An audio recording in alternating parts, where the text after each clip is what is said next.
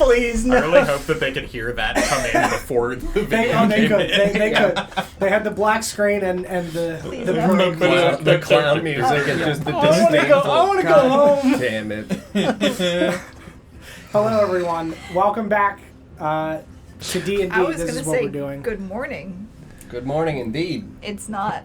It's morning. It sure isn't. I It woke is for up. John. We're here now. Doesn't make, John's been awake for less than 40 minutes. It's 7:22 in the Correct. evening. doesn't make a morning. Yeah, we're not Great RPG. We're here for the Lost Kings of Adoris.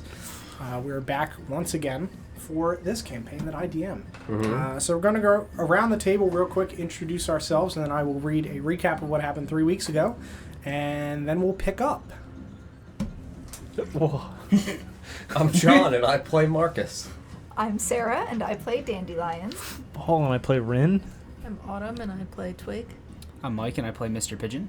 I'm not Lawrence. I play Shay. And I'm Don, the DM of this campaign. 3 weeks ago, Marcus wakes up and goes to fetch Dandelion from her room and then trips over her at the foot of his bed. He looks very confused, and she said that she didn't want to sleep in her room alone. You guys walk outside, and Marcus asks if she wants to go see the wizard. Dandelion is confused, and Marcus tells her that he's referring to Rin. She is confused because he has swords and says that she also has swords and pulls 2 daggers out of her bag. Marcus is concerned and tells her to be careful with them. Before Rin comes out after hearing a knock at his door, he disguises himself as Marcus and mimics Marcus's voice. Rin tells Dandelion that he is Marcus, and Marcus says, "It is I, the young master, a wizard. I'm sorry, Dandelion. I was trying to fool you." Dandelion looks confused but goes along with it as she is able to tell which Marcus is which at this time. Shay comes out of his room, looks confused as Dandelion also disguises herself as a shorter Marcus with crayon drawing style tattoos. Mr. Pigeon then leaves his room also disguised as a short Marcus, though slightly taller than Dandelion. Twig opens her door, seeing all 4 copies of Marcus, puffs up, hisses, and closes the door. You guys knock on the door again, and Twig does reluctantly exit after one of the smaller Marcuses doesn't talk, and she realizes that it is in fact Mr. Pigeon. I think actually, though, that this Marcus slammed the door open with magic. He did also do that. That's true. That is also... That's true. I skimmed through that part. I didn't think it was necessary to take such detailed notes that I had to rewatch the entire 3-hour episode back. But you're correct. That did happen. That is an important distinction. I re-listened today. Yeah, that is an important distinction, actually. You guys head to the tavern in the order of 2 small Marcuses, then 2 larger Marcuses, followed by Twig. Dristan looks confused and laughs slightly, asking you guys to sit for breakfast. You all order the usual, except for Dandelion Marcus, who orders it without peppers, and Twig, who orders a fish. Twig sits at a different table because she doesn't know you guys and she goes to a different school, and she's very concerned about the very different Marcuses. Twig then takes her fish when Dristan returns with it, goes outside, and slams the fish against the window, staring at you guys as she smushes its face before taking it, leaving only the head standing in the window. She then jumps on the fish outside, eating a small bit of it, and lays in the sun. You guys eat your breakfast. You tell... I don't know if this is it. No, keep going. You don't like the bagpipes? Yeah, what's wrong with the bagpipes, Don? At the music. Don. Keep it going. Bagpipes. I like bagpipes. This is fine. It's my go-to instrument for characters. All right, this one's marching band. There's a parade. That's fine. Yeah. Okay. The 2 of us 100% say bagpipes. Bagpipes, Scotland, and marching band bagpipes. Yeah, that's fine. Nice. Totally fine. He gives Dandelion a few empty wine bottles to collect Fey water in the future should she come across any. I'm going to pause the music while I read this actually. I cannot fucking concentrate. I'll provide this for you instead. Yeah, this is better. Thank you. Oh my god. Thank you, Paul. He just texted me, "Get bagpiped, idiot." Thank you. Did you though? I did. Dandelion tells Marcus about how Dristan marks her and Twig with a small amount of Feywater with a druidic symbol, so that way they would be able to recognize it in the future. Rin Marcus gives 10 gold to Dristan for their stay and food, and Marcus tells him that Marcus is a great tipper, so of course he would tip well and would help however possible. Dristan then asks Marcus generally to help with a broken table, and Rin Marcus says of course and gets up to follow him before looking back at the party and winking, Misty stepping outside through the window. Whoa. Very important distinction here. Marcus offered me up to fix it. Yes. That's also true. That's my for his out. carpentry skills. Yeah, nope. Dristan turns after getting to the table looking confused and sees Marcus standing next to Dandelion. Marcus waves and says he'll be over in just a moment. He comes to a wooden table cracked in the middle of the support, intricately carved to look like a tree. Marcus goes to his room to get his carpenter's tools, nodding to Mr. Pigeon Marcus, saying that he will be right back. This is a great recap. He returns. It's the only way we're communicating with each other in the future. Marcus. He comes back, fixes the table extremely well, carving some additional falling leaves, not falling trees. Falling Oh my tree? God. Falling tree. Falling Holy leaves shit. into the bark. Yeah, really Trees. falling trees. That's not what it is, though.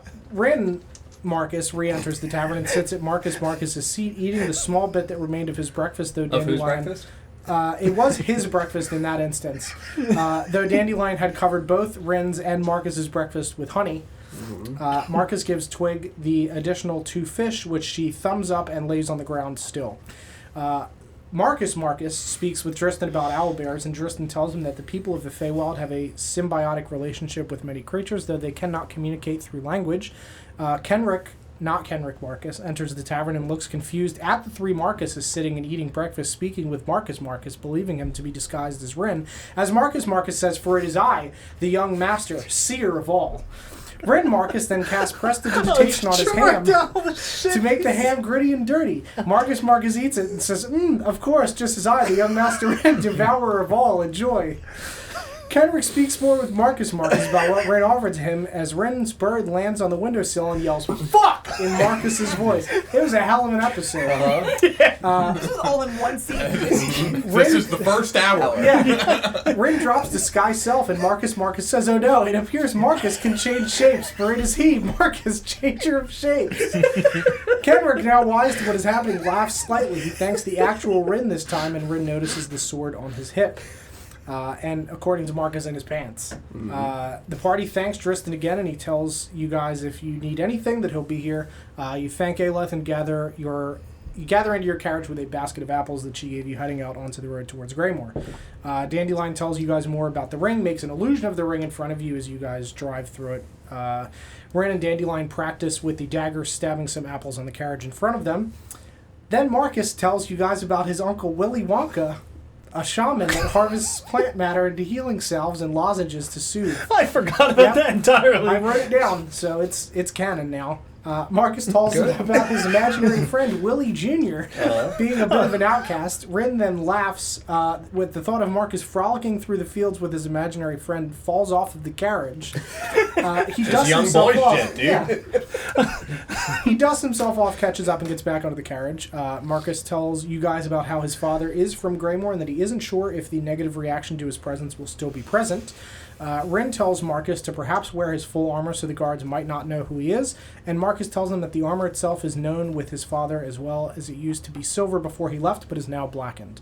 He says that most of the older guards would know who his father was and that might harbor some sort of hatred towards the name. He imagines that some of the younger guards might understand and want to meet him first or not know at all.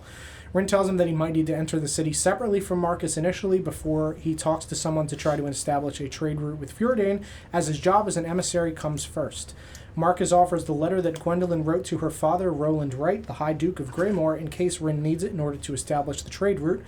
Rin hands it back to him, saying that it might help him get out of trouble should something happen and that he should keep it. You guys approach the city and you see that it's surrounded by its tall, gray stone walls and a large wrought iron gate that is up with the guards at the front and on the walls. You get in line behind the other carriages. Rin steps off to walk towards the gate separately from the group. As you guys approach, you hear festival parade music, which I will now put back on. Bagpipes. And cheering from the other side of the walls. You guys come to the gate and the guard asks you what your business is in Greymoor. Marcus tells him that your business is business, and the guard waves you guys in, telling them that they've come on the day of a parade, a day of celebration. Mr. Pigeon then hands the guard a balloon, which cheers the guard up because he was hoping to get one today, but he's very busy. Ren is asked the same by another guard, telling him that he's an emissary of Valinor. The guard doesn't know what an emissary is, and Ren asks to speak to another older guard. Another guard comes over, and Ren is waved in, telling him to talk to the office of Jondar, the Duke of Commerce, which is on King's Way in the city over by the castle. You guys walk in and walk towards the street where the parade is, planning to ask the first person that you see what the parade is for. A person turns around, smiling ear to ear, dressed in a cloak with symbols of Fjordan and holy symbols of the gods celebrated in Fjordan on his cloak.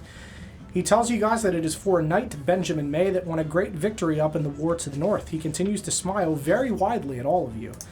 Ren approaches the party and asks this same smiling man about what the celebration is about, and he gives almost the same answer word for word as he gave to the party. Ren gives him a gold coin and said, "Thanks, have a drink on me." He thanks Ren and just kind of awkwardly holds the coin. And Marcus asks where an inn is nearby. He tells them there is one and points in the direction of a nearby one, the Frazzled Fox, just up the road. Shay tells the party that he will catch back up with them and heads out towards the crowd the opposite direction. The areas immediately around the road are pretty packed, though there is space in between the buildings and the inner road. And the rest of the party makes their way towards the inn. Ren stays a brief moment more, dancing with the man as he spins. Mr. Pigeon dances his way down the street, handing out balloons to people as they walk. As each of the party member awaits, they see more people in the crowd dressed like this man in celebratory fashion. They also see that despite the festivities and happy music and cheers, large swaths of people look utterly depressed and sad behind their eyes, forced smiles on many of their faces. And that is where we are picking up with Shay ducking off into the crowd. Goodbye. Ren just behind the rest of the party, dancing with this man. If there's anything you would like to ask this man before you run and catch up with your compatriots, or if you're just going to slowly dance and then spin and run to catch up with your friends. Yes. Okay. Just do you want to... I kind of want to watch the parade, though. It's up to you. Welcome to. Yeah, I'll watch the parade. Okay. Were we watching the parade? You'd be able to see it from the tavern as well. Okay. Just to be clear. We were going to the tavern to secure ourselves a room for the evening and to be able to successfully drop off our additional stuff. Because I am constantly carrying a lot of weight. Yeah. I think you were carrying Dandelion, too. That's what I mean. No, you're very small. So the road that the parade was running towards, alongside perpendicular to the gate, is labeled as Grey Gate. Mm-hmm.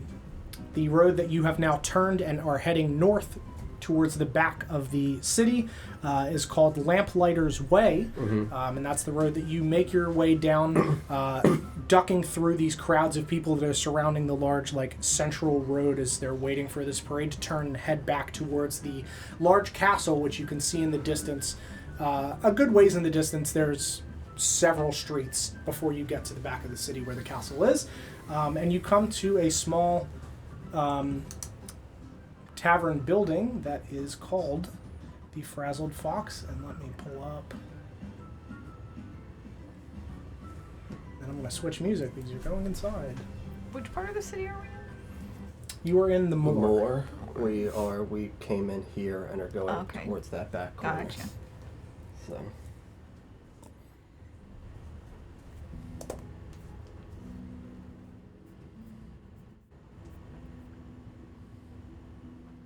Doesn't quite happy enough.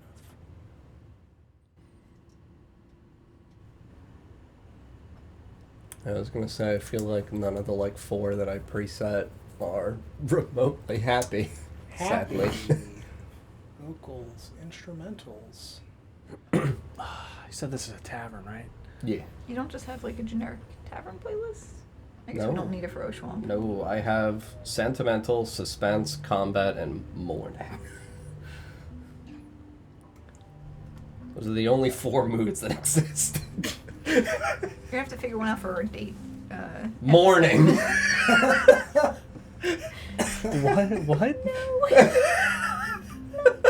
That's what I'm saying. Would you want combat horrifying? Is that better? Yes. Actually, specifically for when DJ is interacting. That would be the one that I would choose for DJ.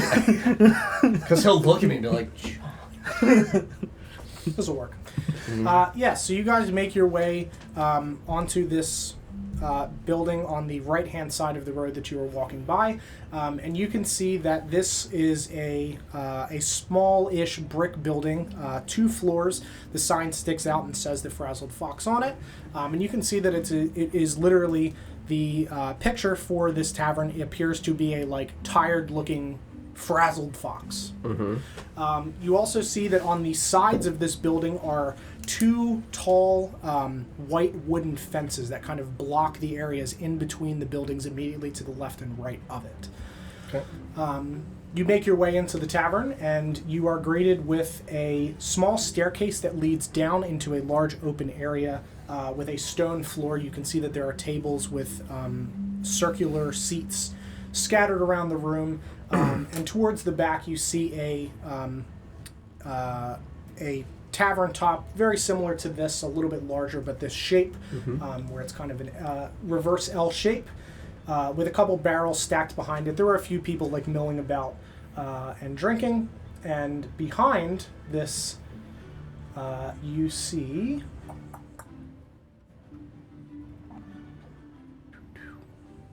a human man.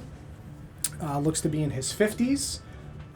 He is bald, has a fairly chiseled face with a short black beard, and he has kind of dullish green eyes. He's dressed, fairly commonly, nothing fancy on him really, just very basic clothing. And he looks over at all of you. Hello everyone, welcome to the Frazzled Fox. How can I help all of you today? What are you looking for? Drinks, food? Room. 4 rooms, please. Sure. If you're all traveling together, we do have a suite, if that would be helpful. Separate rooms, but interconnected. Yes, that would be ideal. Sure, of Does course. the suite contain 4 rooms? It does, yes. Thank you. It Of would course. be very, very fitting. It's pretty convenient. It is. But makes sense. Large groups travel here very often. I'm sure that they get series of couples and things that frequent Greymoor. Yes, a lot of families. Also makes sense. Yes. I can get you set up with your rooms and then food, perhaps? Drink? Yeah, I'll look down at Dandelion. Are you hungry? Yes. It's been Again. It's been a while since we ate. Yes, we had breakfast and then a trip. So, I think it makes sense for us to have some kind of meal. Mr. Pigeon Twig, hungry? I'm gonna put my fish bucket up on the counter. Can you make that? Fish? Yeah. You want them cooked? No. So just cut them up? Yeah. Sure, absolutely. If you'd like, I can have somebody take your things to your rooms for you, and I can show you them to them later, or you're welcome to be guided to them yourselves. I'd rather carry them. They're very heavy, and I don't want to burden anyone. Of course. Well, if you'll just give me a moment. He turns around and walks behind this central wooden post that kind of holds up the second floor, and comes back around, and you see he's followed by another human man, very common looking as well. And he walks out from behind the bar and right this way, and he leads you guys out to the right. So more northward. And you exit through this side door into a small courtyard where you can see that white wooden fence to the left of you.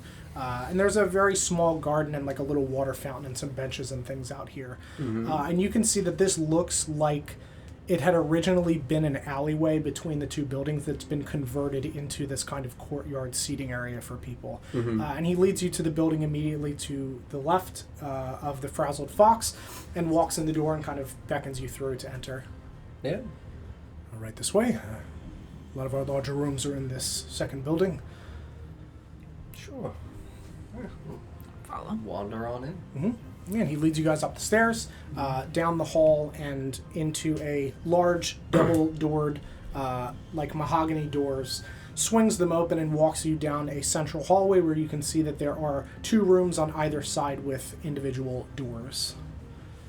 Here you are. I'll wait in the hall and let you get settled, and then I'll meet you back downstairs for food. Certainly. Key? Yes, of course. He reaches into his pocket and hands it to you. One for the main door, and Sure. for the 4 doors. Yeah. I'll take a second key, Sure. just Yep. so this way I can give it to Shay. Mm-hmm. Thank you, and yes, we'll be course. right back. Yes, absolutely. Mm-hmm. And he walks back out and pulls the double doors behind him. Mm-hmm. We'll lock the door to the suite. Mhm. Oh my god. Well, this city is, different than what I was expecting to see. This is a big room. Yes. Very big. Figured you two can do the usual sharing of a room. Oh dear. Well, I guess you're sleeping with Shay. Gives you a key. Fair. Dandelion, you want to unpack? Start taking out my precious belongings, Mhm. including, I believe, a tiny ostrich statue. Yes, that's right. Some blacksmith's gloves. Mm-hmm. Thank God we're prepared. Yeah. You know? Trying to think Shit what could have else. gotten weird. Various mushrooms. Yes. And Are probably you like laying out the mushrooms on like the dresser, Yeah. like individually? Are you putting them in the drawers or just like laying them no, out? just on laying top? them out. Okay, so just one Just- item next to each other. Got it. What time of day was it? Like noon. Okay. No, sorry, it's a little later than that. It's like mid-afternoon. Sure. And the parade itself seemed still incredibly involved, as though it was either just starting or in the midst of its height. It didn't Yeah, seem it like looks it was like in the the- process of concluding. No, it looks like the parade itself had started maybe 30 minutes to an hour ago, Okay. and there were probably other festivities going on during the day, but now the actual parade itself is making its way down the road. Okay. Yeah, I'm gonna also start unpacking, but I'm gonna keep my lantern. Mm-hmm. No, I won't. I'm gonna keep my crowbar. Very good. Yeah, after I unpack, we'll go back out in the hallway and wait for everybody else. Mm-hmm. While everybody's unpacking, I mean, I'm just hitting the pipe and watching the parade out the window. Yeah. Do I see anything weird? Nothing strange. I mean, as the parade moves by, you can see that there are different floats for like a couple of the different merchants, and they're kind of like tossing goods out into the street to the people. And you can see that there are floats for like a few of the different guilds and a few of the different like offices of nobility. What we got in terms of guilds? What do we got? Anything spicy? Nothing like out of the ordinary. Nothing Okay. that would be like really oddball. Okay. Yeah. All right. Mm-hmm. But this is... I mean, it's It's a little weird. it's a little weird. Okay. Yeah. I see more of those people dressed like that around. Yeah, you can see them kind of like speckled in the crowds. You also see, even from up here, some of these normal dressed people that are also smiling. But in that, you just see pockets of people that are just kind of like really forced smiles, and like behind their eyes don't look super happy. Okay. Yeah. All right. Which is odd, like with all the music and all of the celebrations and like the confetti kind of dripping down from the tops of the buildings. Like, it's odd that there are... So they look Large- sad. They don't look like, I guess, like drained physically or anything like that. Is there... Like, does it make seem like they're a- exhausted? Sure, or... make a perception check for me. Oh, boy. 7. From the distance that you're at on the second floor, it's difficult to tell. They don't look drained, but you can't really get a good look from this distance. Gotcha. Yeah. They just look sad. All right, yeah. Just going to stare out the window till everybody's done. Yeah. Okay. Yeah, you hear all of your friends slowly file back into the I hall. You wouldn't guys take unpacking? particular- anything, Yeah, I wouldn't doing take anything? very long to unpack. Okay. 'cause most of my stuff's in the Yeah, you guys sleeves. make your way back out, and you see this man just kind of standing, waiting for you guys. Mm-hmm. Shall we? Yes, thank you. Of course. I'm good to in here. Oh, yes, of course. Okay, very good. I'm keeping a few items on my person. Okay. What do you... You don't have to tell me. That's fine. I'd rather you surprise me with something randomly. To be honest, I don't want to know. Question: as we were moving through the streets, did it look like there were any other people among either the general populace, not the guards, that looked like they were armed? Can you retroactively make me a perception check? Yeah, I can do exactly that. Shabam. 16. Yeah, I'll say that from your, military training, your father would have absolutely taught you how to spot a concealed weapon on a person. And you can definitely say that there were some people that had, like, daggers and things kind of concealed under cloaks and things like that. Sure. But nobody openly, because I have a maul strung over my back Sure. that is like a 6-foot tall weapon. Sure.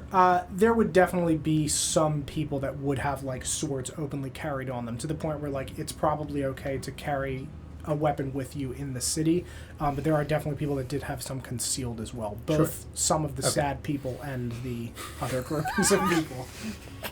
So kind of mixed. Good! Some of the sad ones. Some of the sad people have knives, guys. Watch out. So, piggybacking off of that,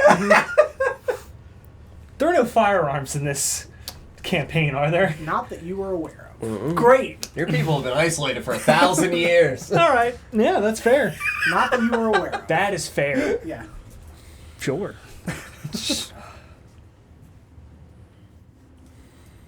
There are now, aren't there? I mean, we saw dynamite. True. That's true. I forgot. Oh yeah, there's dynamite. But that was Powder first though. exists. That's Yeah, you the know. sad people are just holding Sticks of double dynamite. fisting dynamite in the streets. Oh my god! Fireworks. You won't make me smile. Damn it. Yeah, you guys walk back down this hallway, and this man kind of just like looks over his shoulder. So what brings you all to Greymoor? Business, pleasure, vacation? Business? It's good. There's a lot to do in the city. Yes, we're hoping to find some answers for some of our friends here. Sure. Can I help point you in any direction? Well. Selling things, buying things.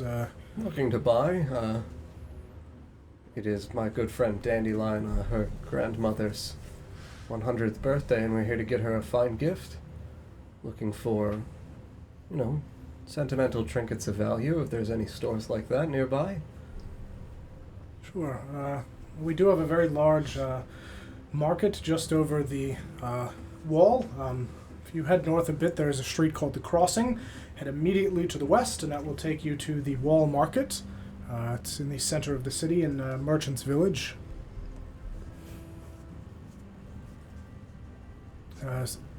Let me ask you, dear, is your grandmother religious in any way? Are you looking for a religious trinket or just basic baubles and things like that?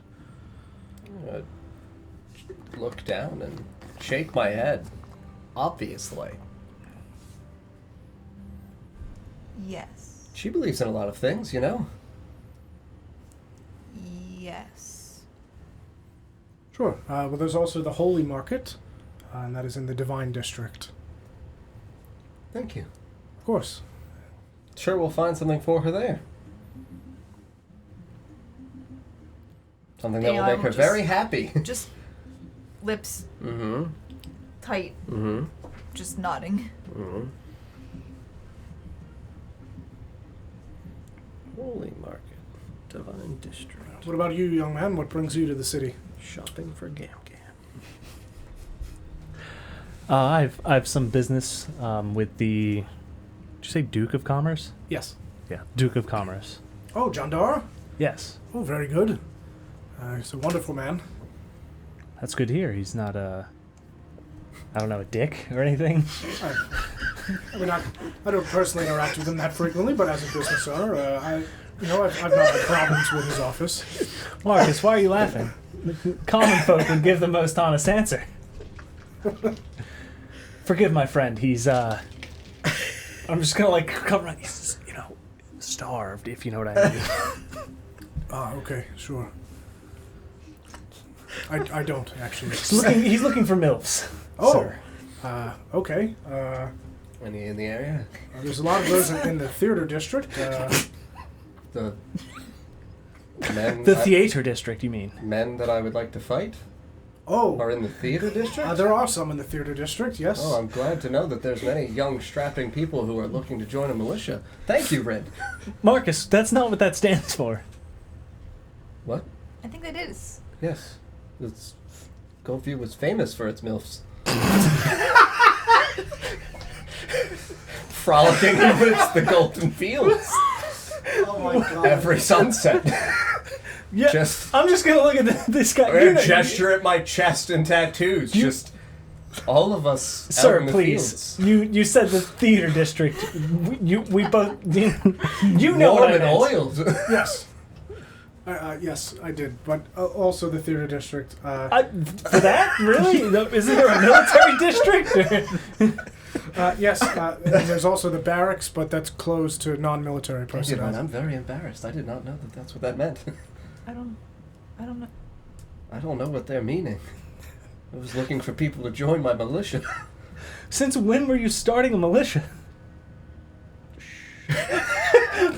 You've not mentioned this to me at all. Marcus, I have questions. We can get to those at dinner. Dinner questions. Dinner questions. Yes. There's also Hearth Lane has quite a few brothels. Are there fighting men there? That was more for his question. Oh, Yes. the other MILFs. Yes. All right. Yes. Do they fight? No. Oh, that's a shame. Yes. It's better when they fight. I'm just gonna uncomfortably look at Mr. Pigeon. We're on the same. You know what, right? I don't know what the fuck he's talking about anymore. It's going to be a very difficult to gather militia. Oh.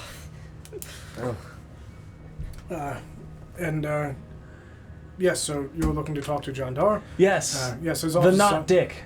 Yes. His office is on Kingsway. Kingsway. Yes. It's the northernmost road in the city, right before the castle. Thank you. Of course. I'm assuming he's a little busy with all the fanfare. Yes, he'll be in the parade. Yes, I would say tomorrow or the next day. People will be back in his office after the celebration. Perfect. Yes. And the two of you, what brings you here? You look like you're... Yes. Thank you. Just dance. Oh, I'll also dance. I'll copy this video. the theater district might be... Wait a minute. I've never thought of it. MILFs! Mr. Pigeon!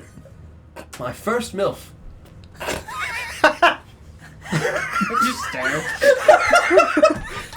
What kind of stare is there? Is there Please any? describe your stare Just while you're waiting. dancing for this man. I just Yeah. want the next episode to be called Marcus's first MILF.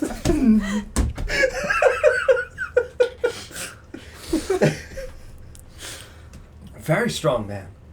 I've always been impressed by your abilities in combat. Please tell me the acronym. What is it this time? Men I'd like to fight. It's the same acronym. Okay, I Yes. wanted to make sure. Either with or against. I'm looking for strong challengers who can help me learn better combat skills like Murdoch. Murdoch was a MILF. Murdoch's I'd like to So fight. then was he Yes, not your Murdoch's I'd like to fight. was he not your Well, first he, MILF? he is still, I guess, technically part of the militia, but he is back in, Southport and preoccupied The with MILF other militia. tasks. Does he know that he's a part of the militia? I don't Oh, remember. yes, of I don't. course. Maybe I wasn't. Maybe I missed something. I Yes, don't- we talked in private about our MILF contract.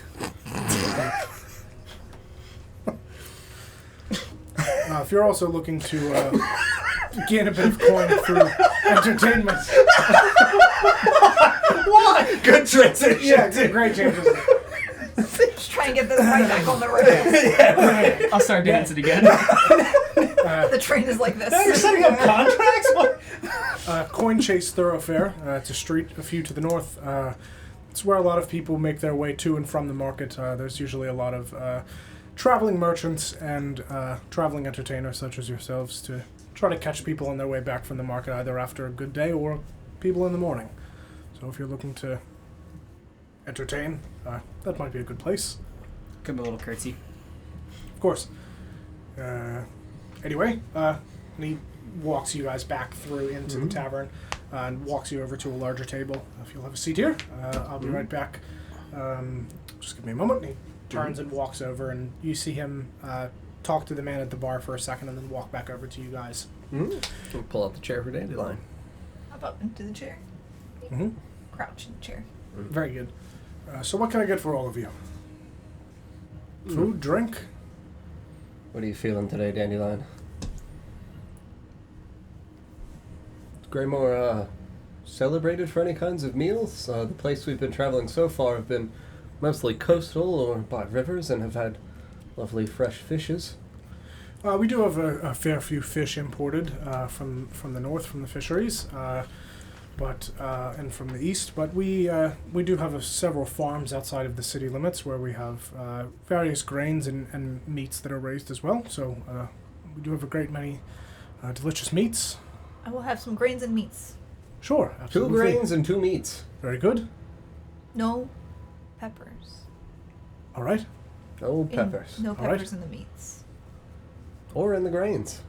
Or around the meats and grains. Understood. No peppers anywhere near those places. Actually, just no peppers at this table. That'd just be Sure. better. And you have your fish that we'll cut up for you.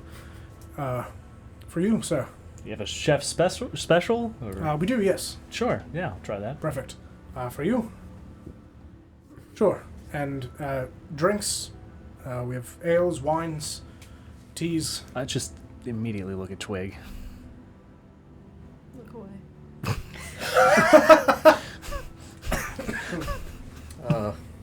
What are you feeling, Dandelion? Tea?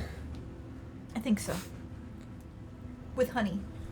All right. 2 teas with honey? Sure. Thank you. Water's fine. All right. Have a water. All right. Tea with honey? Of course. I'll be right back with that. Oh, could you bring me 1 glass of milk? Absolutely. Thank you. Yes, of course. So we can mix Be right it into the back. teas. He turns and walks away. You guys are alone? Marcus, seriously? You don't know what it stands for? No. I'm gonna insight check you. Are you? Elaborate ruse! 18. You now have to decide. Am I lying? Where do I want this train to go? Is Am I Marcus an innocent young man? Yeah, am I or- covering? Or am I an innocent young man who Yeah. truly believes? An imaginary friend named Willie Jr. I did have an imaginary friend named Willie Jr.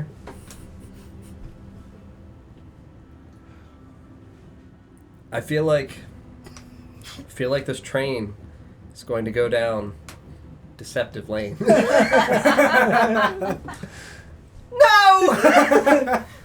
Yeah, 13. Okay, so I kind of just raise an eyebrow. Yes. Men, I'd like to fight. So you do know. Okay, good. Shh, you can't have him know. Well, we don't know him. What does that matter? What if he directs me into the wrong areas? Told us where I guess the brothels are? I don't... Well, yes, brothels are notorious places where many crimes can occur, though, and as Marcus Shaw, they might try to kill me if I separate individually, especially if I go into something like a brothel. Okay, so the theater district then. Yes, of course, I can wear my armor in the theater district, but not in the brothel. I don't know how to respond to that, so... Tie that together nicely, I think. Against all odds. Marcus, yes. why are you like this, Marcus? What do you mean? Like what? I'm just, trying to find my way in life. It's... Exhausting? Yes, it is. It's been a harrowing couple of weeks. The carnage at my home and finding Dandelion and now all of this has been, thrust into a bit of turmoil, and it feels nice to make light of things, I guess. Especially when we see these fucking insane people in the streets who look like they've been bewitched. It doesn't seem very safe here. I don't know what to make of it. It looks like this. And I'll pull out my wand of smiles. Yes, that's a very good point. I'm just gonna sneeze. Put it away. Okay. I'm glad you kept that on me.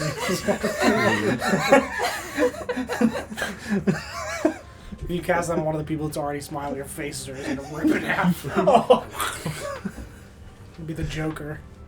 Oh. Marcus, I have questions. Yes.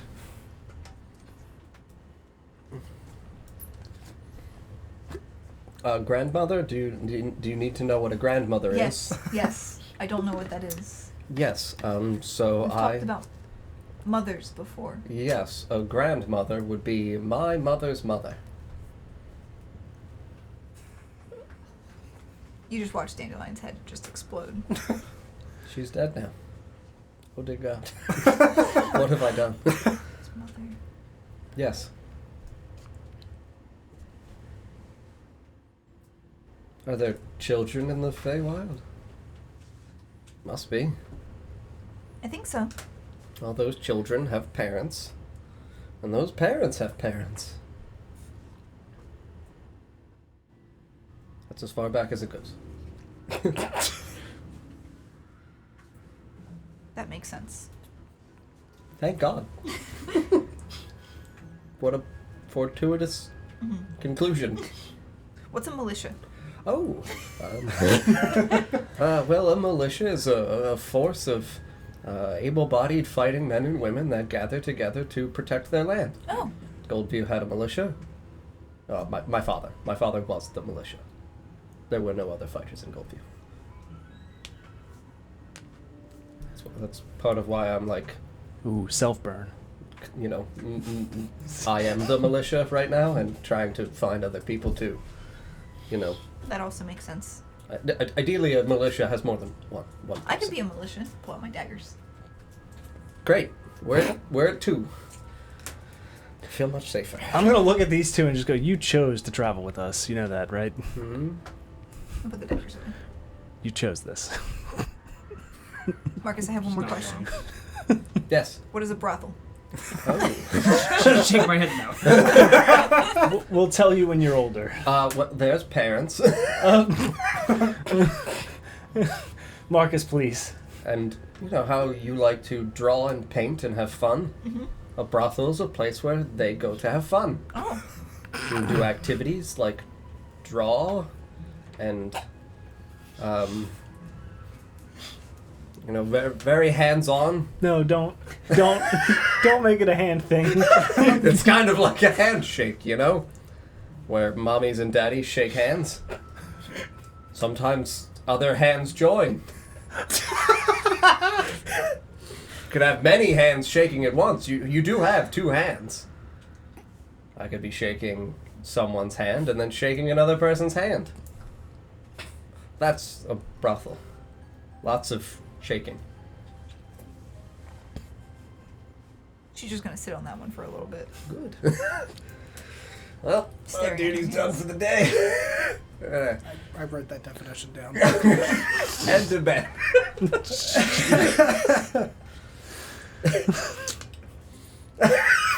Ridiculous.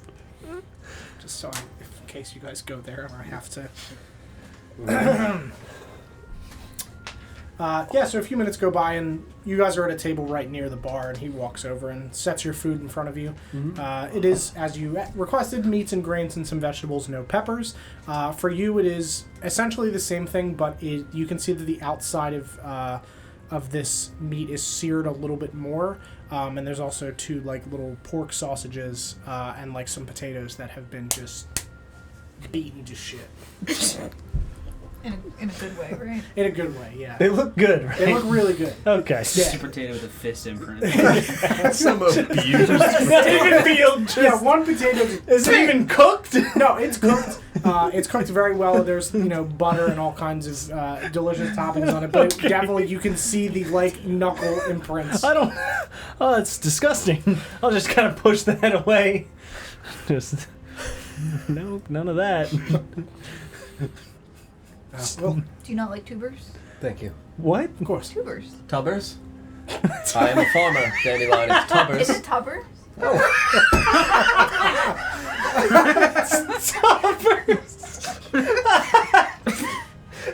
Wait, how do you know? How do you know to call this a tuber?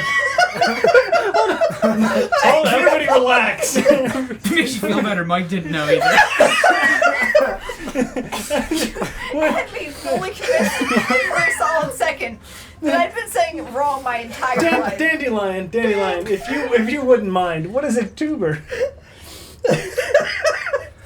It's I would love to hear how you define this. it's like a food that comes out of the ground. Okay, is that it? The only? Usually there's a plant that comes out of them. They grow out of the ground, and then you eat the parts that's in the ground. Slowly, as she's explaining this, scraping the potato onto her plate. Sure. I'll eat the potato. Yeah, it's very good. There's not potatoes and tubers in the Feywild? In- I'm not. in the That's not fa- dandelion. Just I don't. tuber.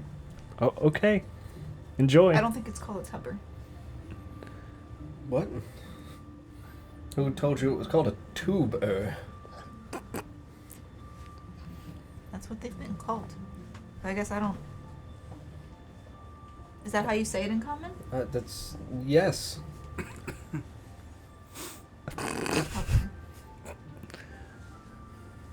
Does this one have a name? What are you pointing A at? potato. Yes. Potato? Potato. I think I've heard that before. Yes. Classic tubber. Please. I'm one more meme away from disguising myself as Marcus again. They're wonderful. Baked or roasted or just eaten as they are. I'll eat This them. man clearly with a different variety of smashing. Mm-hmm.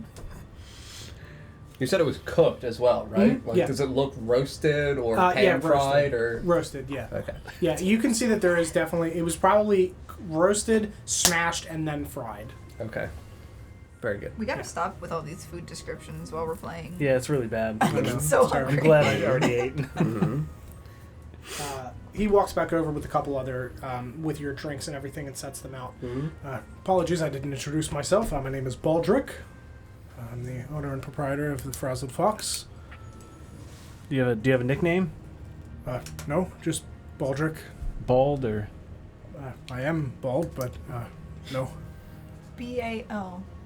BALDRIC? Yes. I got it right. Quite an exciting parade out there today. You all just arrived today, I assume? Yes. Not familiar with this celebration? Annual? No, there was a victory won by one of the knights. Oh, Yes, there's a big war to the north. certainly. Took out a fort, rescued a princess, actually. Interesting. Like a little clap. Yes, that is definitely worthy of applause. Yes. Who did he rescue? Where is this princess from? From Fjordan? No, some elvish kingdom across the sea from on Cantor. Oh. Yes, she'd apparently been kidnapped and brought here. Yeah. Oh. She was kidnapped and brought here and was being held in a fort by the invaders from the north. I don't know if you've all have heard. Yes, we've heard Yes. tall tales of their exploits. Yes. This knight, is he... Well, I mean, the various rankings inside of a military command. Is he a low-ranking individual, like a regular knight, a squire? Or... He was initially, yes. A job came down from his captain, apparently, and he volunteered to lead some men. Bit of a scouting mission initially, I think. Interesting. But, yeah, he came back entirely victorious, saved a bunch of his men. Well, that's what all this big to-do is about, anyway. Sorry, did you say his name? Benjamin May. Benjamin May? Yes. Okay. Yes. But he rescued this princess, took her back himself, and he's just arrived back recently. So they set this up. That's very impressive. Yes, he is certainly going places within the military of Fjordan, I think. Where is he going? Just up in the ranks. Dandelion, save your questions for after. I'm joking. It's a joke. Dandelion, it's fine. Just eat your potato. Eat your tubbers. Actually, rather lucky for him. Actually, his captain was supposed to go on this mission, of course, but he fell ill, so he stepped up and led his men. What is... Do you know the name of his captain? Is he all right? Yes, he's all right now. Just came down with a bit of a stomach bug. His name is Emmerich, Captain Emmerich.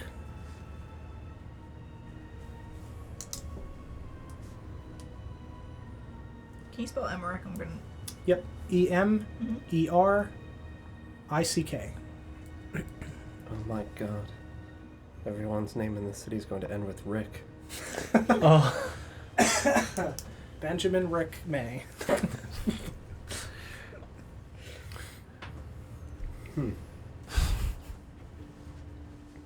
Have you ever had the pleasure of meeting Captain Emmerich? He's come in a few times, but they mostly have their own taverns and things.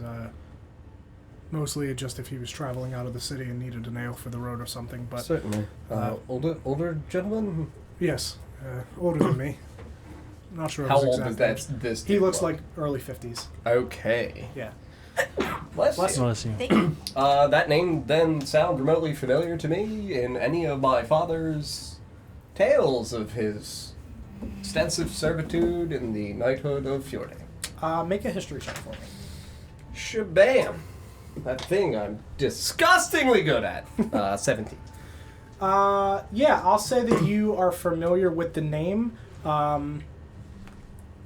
And your father would have spoken Bless you. relatively positively about him for the most part. Somebody that he trusted.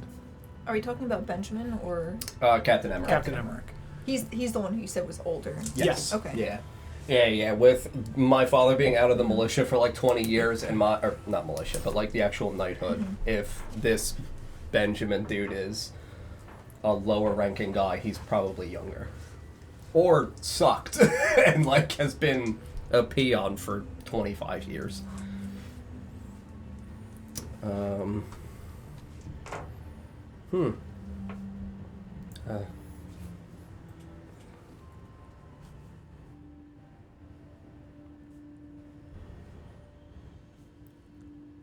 The knights of the city. You Yes. said they have their own tavern? They do in the barracks, yes. Inside of the actual barracks itself. Yes. Some of them do hang out in the shipping district in the wharf a bit. But that's a bit of a rough and tumble area. I don't generally advise that for Rough and tumble? newcomers. The laborers tend to be a bit grumpy and aggressive towards outsiders. It's not necessarily a. You could find MILFs there. Yes, I could. Yeah, it's not necessarily a friendly place to go. Grumpy milfs are acceptable. Yes. But there is a tavern there that some of them hang out, but the majority of them stay within the barracks. Interesting. Yes.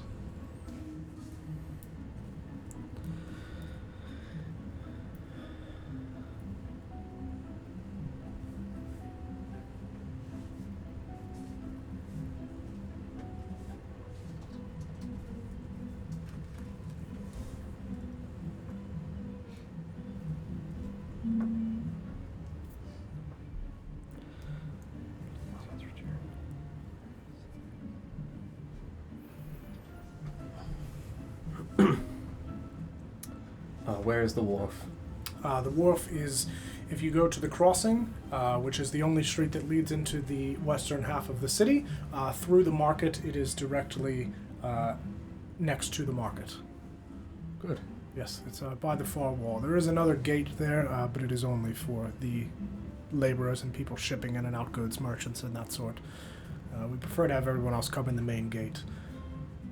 Is Greymoor on? It's not on the water, right? No. Okay. You're welcome to ask why things are named that way. I don't think Dandelion has the foresight. Yeah, that's fair. Mm-hmm. Wharf just sounds like a funny word. Mm-hmm. It is. There is also, in the Sovereign District, closer to the castle, the distillery, where some of the nobility and higher-up guards do hang out as well.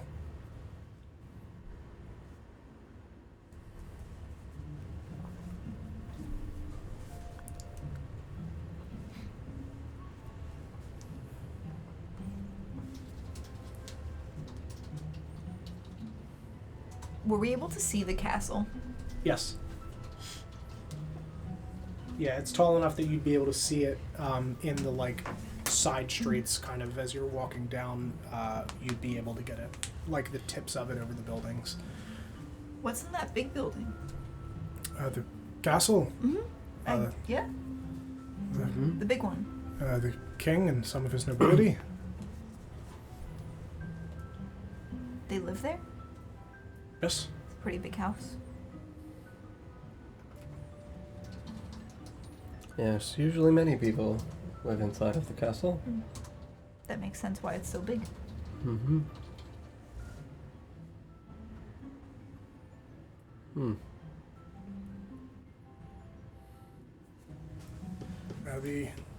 I'll admit, these invaders to the north, I don't like war, but I think they should be driven out. And I'll admit the recruitment efforts of bringing more people into the war has brought a fair few families, and that has done well for my business to the point of able to expand to the two nearby buildings. So can't complain about how it's been handled so far, but I do hope that it ends soon. A lot of people unfortunately separated from their families, and a lot of good men dying up there. That's one of the tragedies of war. Yes, a lot of pain for Fjordain. What recruitments have they made? You said the recruitment process has brought many people. Yes, they're offering bonuses for joining the military to some of the people. A big recruitment effort from Greenridge to the west.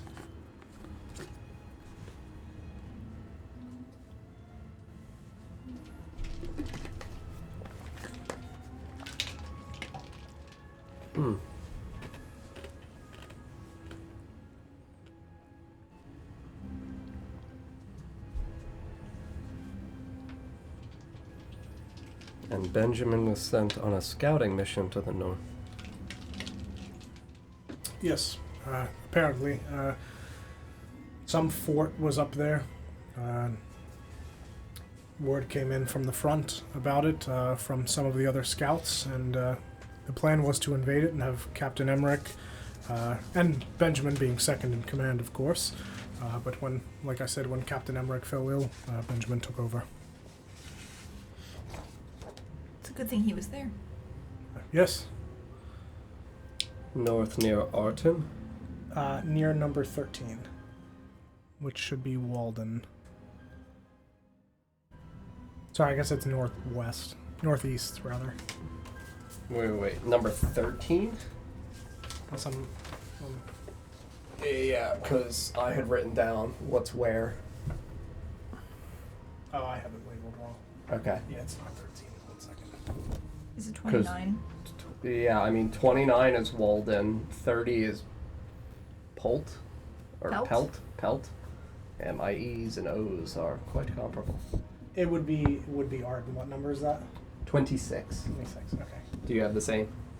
26 being Arden? Yes. Okay. So 25 is Greymoor, right? Correct. Mm-hmm.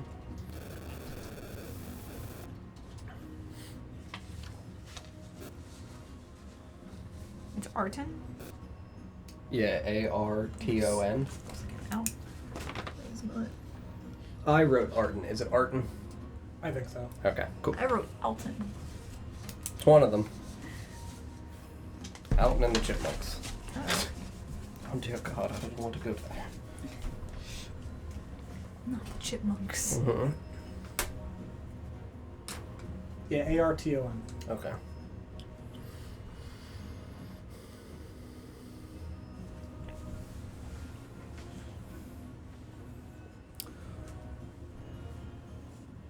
Have you ever been inside of the castle itself, speaking of the castle?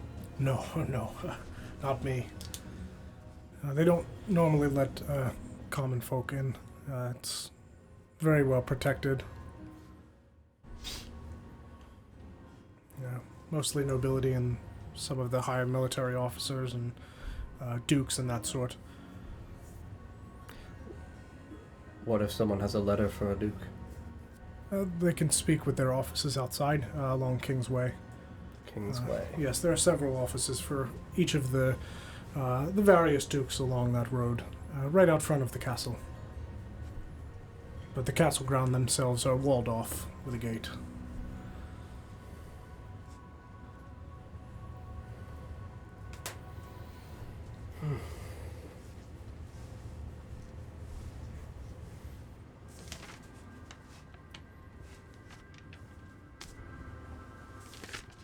Do you have any family, Baldric?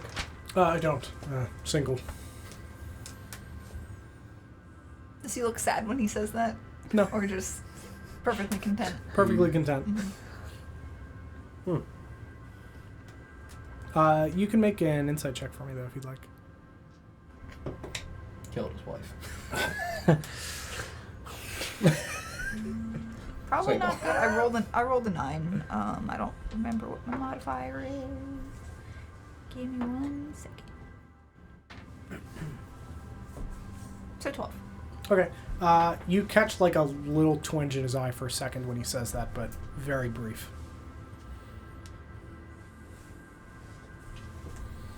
No family myself. Well, you have a wonderful business and something to be incredibly proud of, sir. Thank you. I pride myself on my customer service, and I try to make sure I get to know everybody well. Well, it's good to meet you, sir. Well, hold out my hand. Very good to meet you as well. Marcus Shaw the Fourth. All right. Well, welcome to Greymoor. Thank you. Of course. I'm assuming he gives literally no mind whatsoever to my name? Nope. Cool. I'm Dandelion. Baldric. Do I have the... Hold on 1 second. Hold on 1 second. You can... Mm-hmm.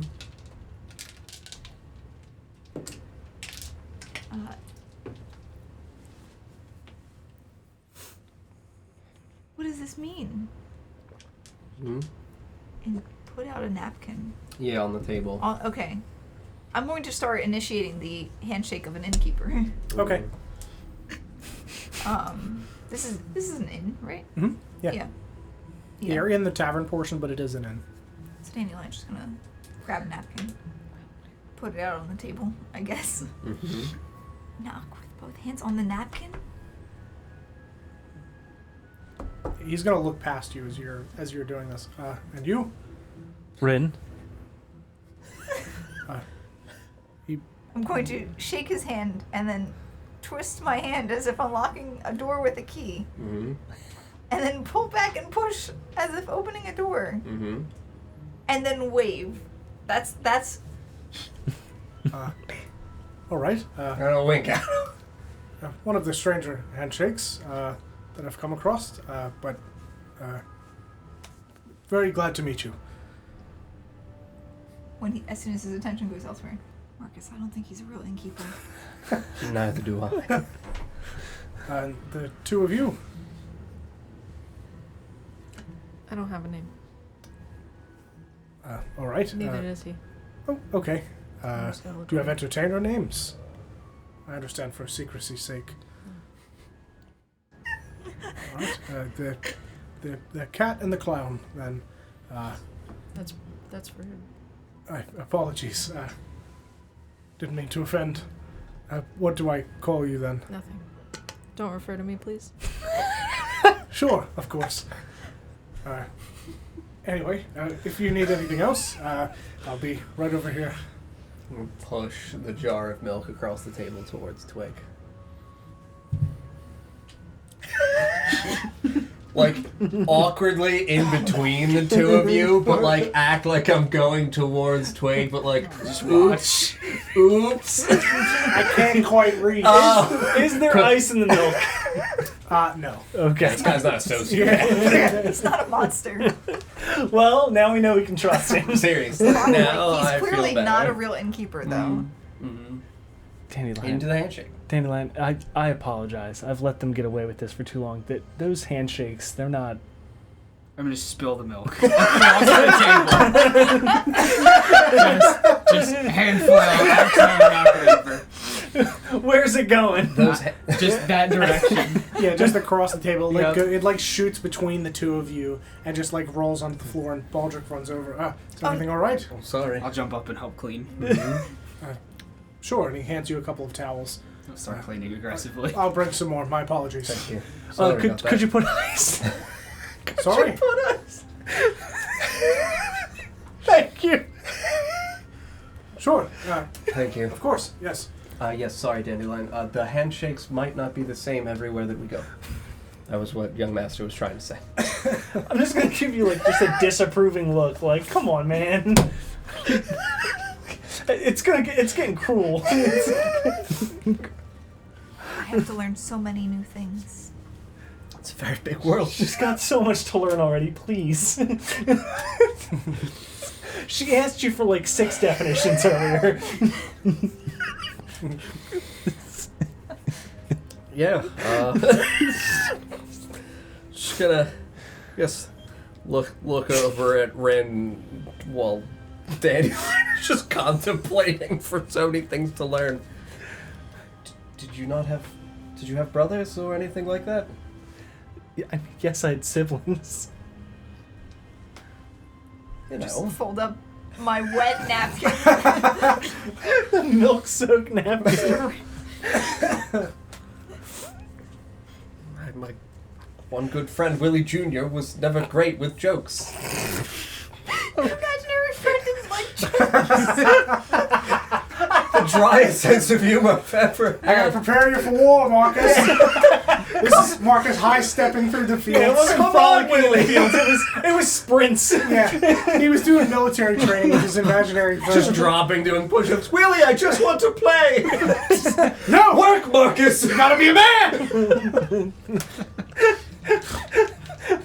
I actively believe that is what Yes! happened. What a 100%. sad childhood, bro. Yeah. Entirely by yourself. Yep. How are you not a murderer? I mean, His father was a good man. yeah.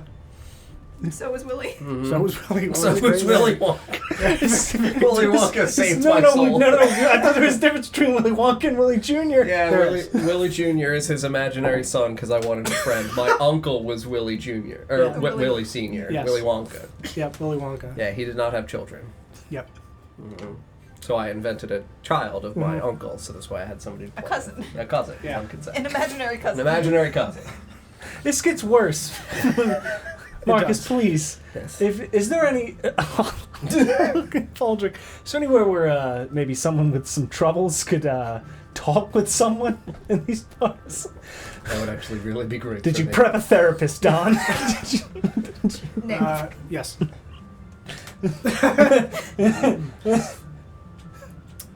You, okay. Uh-oh. I got it. Now's the time. Yes. I mean, the bathhouse is always great to sit around and express your thoughts with others. It's kind of a bonding experience. But if you want someone specifically to speak to about problems, I have to look through my streets. Give me a minute. Is there a guy down on one of the streets named maybe Street Jimmy? He just listens to people's woes. Drunkard's Passage. His name is Barry. Oh no. We'll do the steam walk. Yes, on Wise Man's Walk in the Silver District. Bathhouse Row is also the street directly in front of that, if you're all interested in a relaxing stay there. But yes, there is someone that deals with problems and talking through them on Wise Man's Walk. Thank you. Of course. And I struggled to see it as we entered the Temple for Tyr. Is it nearby? Certainly there must be one. Yes, so the Temple for Tyr, being the secondary god in Greymoor, is actually the church itself in the Divine District. The church is called the High Seat. And that is where Torm and Tyr are worshipped primarily. But there are also other places of worship along the Hallowed Steps, which is the second northmost street in the Sovereign District. Thank you. Of course. Anyway, here's your milk with ice. If you need anything else, please do let me know. Did he leave the table? Where does he place the milk with ice? Right in the center. Perfect.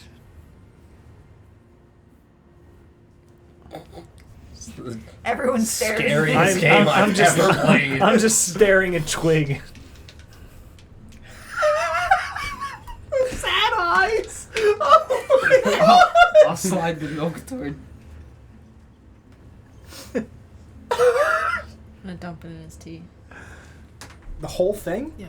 Okay, it overflows. Yeah, it's the point of it. It's a little teacup. Yeah, it was like a vase of milk. Sure. Just watch my tea wash away. Mr. Pigeon, please just drink the fucking milk. I'll just hold it and stare at it for a minute. Okay. Just drink it like You you're... give it a tiny sip. Just Yeah. just a little. The happiest put it down. smile in the world.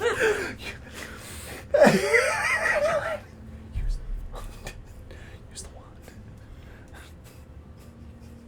I'll use the wand on. Is there a save for it, or does it just I think so. happen? I think there is. Hold on. God. It's a charisma save. I think so. No, not charisma. Get him. Please. My dumb stat. Yeah, it's a Bam! it's a Christmas. What's the DC? 10. Oh, Is it a saving throw? yeah. Yeah. Okay. Yes. Oh no. Is that is a 19. I frown. Yeah, you see sparks shoot out of the edge of the wand and just like dance across Ren's face, and just nothing happens. I thought you wanted me to use Just it. put it away. Just read the room. I'll try again. On me? This only has 3 charges, right? Until dawn, yeah. No, it's a 3! Yep. So the same thing, sparks shoot across Ren's face and just for a minute. From the Raven, Oh. in Marcus's voice, it just yells, "Fuck!" Excuse me.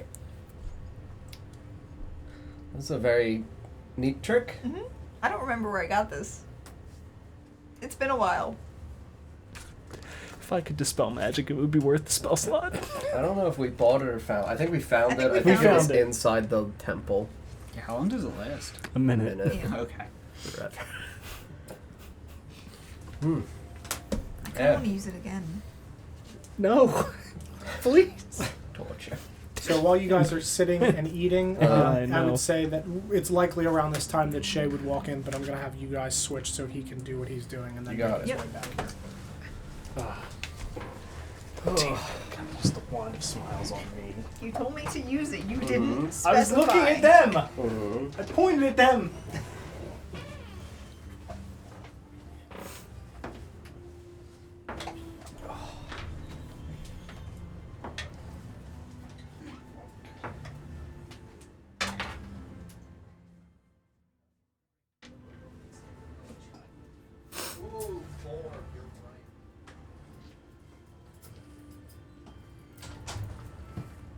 Hello.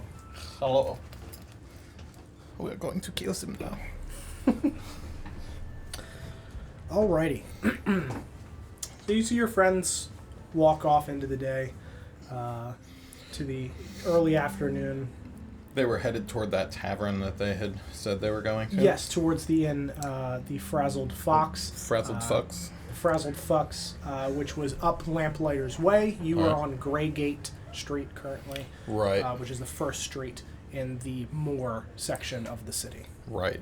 So I, as I said, heading out of the last episode, I was going to start walking the parade route in reverse to try to catch the payoff without having to wait for it. Sure. And I'd be grinning like a madman since that seems to be par for the course. Sure. I would scope about and see if anybody else was wearing a bunch of these symbols, badges, whatever. Sure, absolutely. Yeah, and you're going to try to do the whole bump and swipe. Yeah, the old bump and swipe. Sure. On somebody that looks distracted and surrounded by enough people that a bump would not be particularly noticeable. Absolutely. So are you trying to take the Fjordanian crest one? Are you trying to take the religious sigils, or all three? Does everybody that's adorned with so many have the same ones? Yes, absolutely. All three of them? Yes. Where are they at? Mostly on like the upper parts of the jacket, but they kind of descend down the sides. Okay, and are they like pins? Are they patches? What are they? They look like pins, yeah. They look like pins. Yeah. I'm gonna try and bump and swipe several people instead of trying to get 3 off of one person. Sure. Got it. I'm gonna, Sure. see if I can't. Yeah, go ahead and make me a sleight of hand check. I'll give you advantage because it's in a crowd. Well, the higher one's a natural 20 with a +8.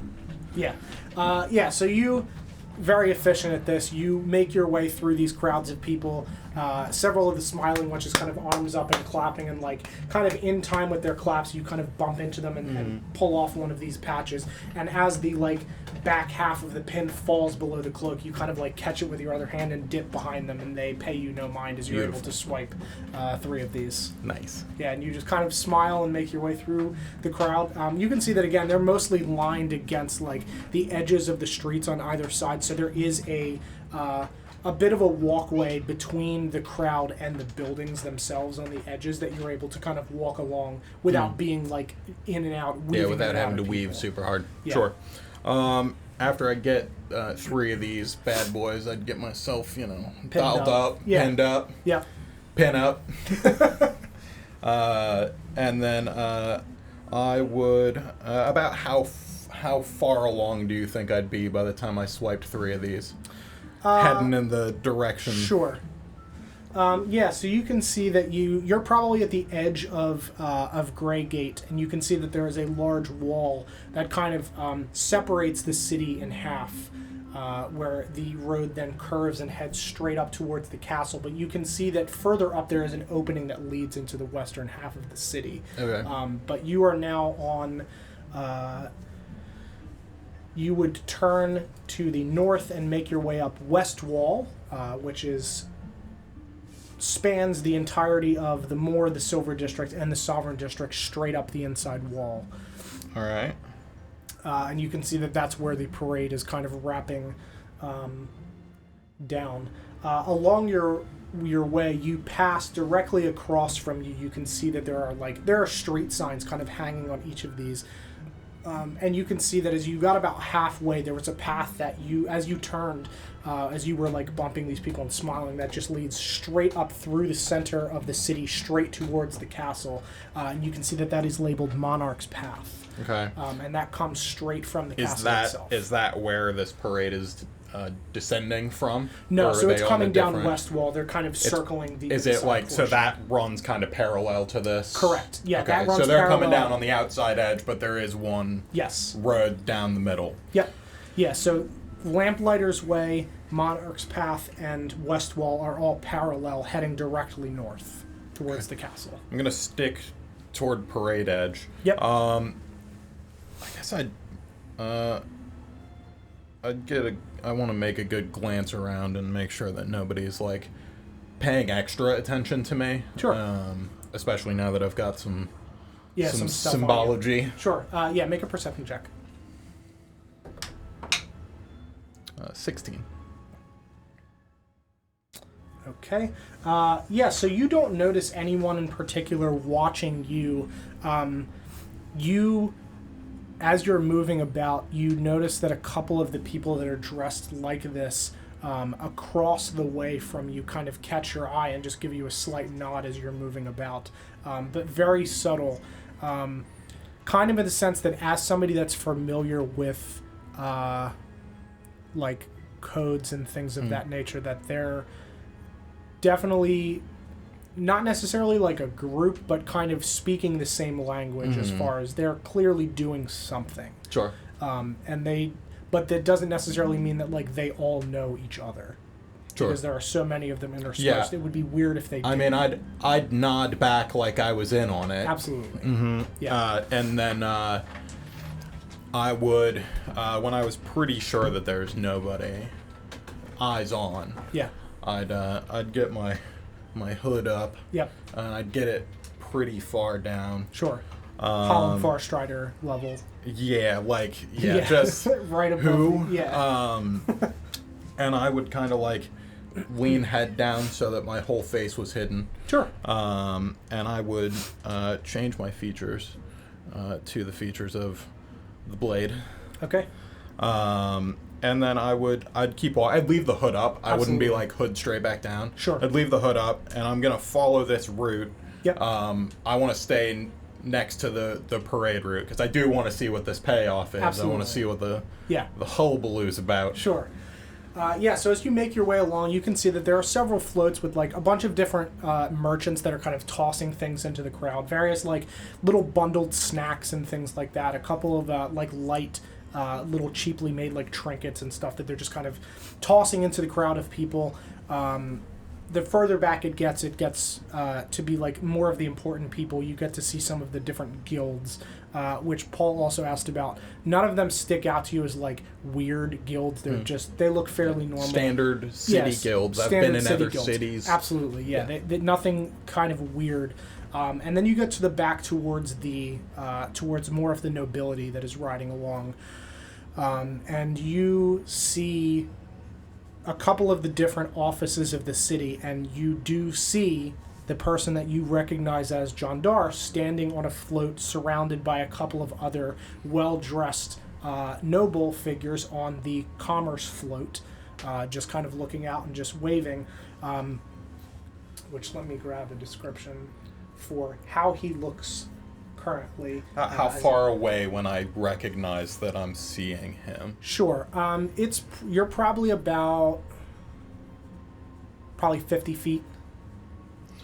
And he's heading toward me, and I'm heading this way. Yes. Is anybody else walking the parade route in reverse as I am? Anybody else slide to the parade game and know how to make a parade shorter? You can see that there are some people that are moving that way, but they don't look as if they're like looking into the street. They're just kind of moving. They look like they're perhaps heading home, or or people that are like not really aware of what's going on, that might have just come into the city, that are kind of like going to a destination. Sure, they knew where they were heading to the city, and this is not what they were expecting. Yeah, or like inquisitively looking at some of the stuff, but it's nobody that's just like actively scoping out the parade that you can tell. But you see the familiar figure of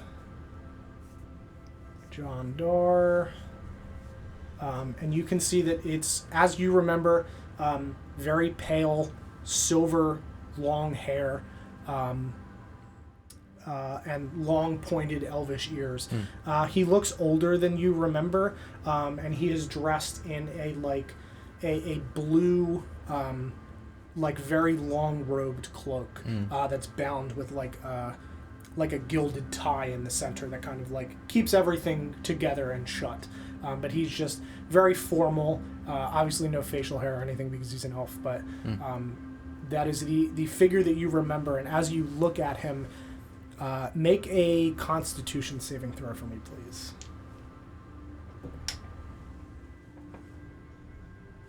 There it is. That's in that one.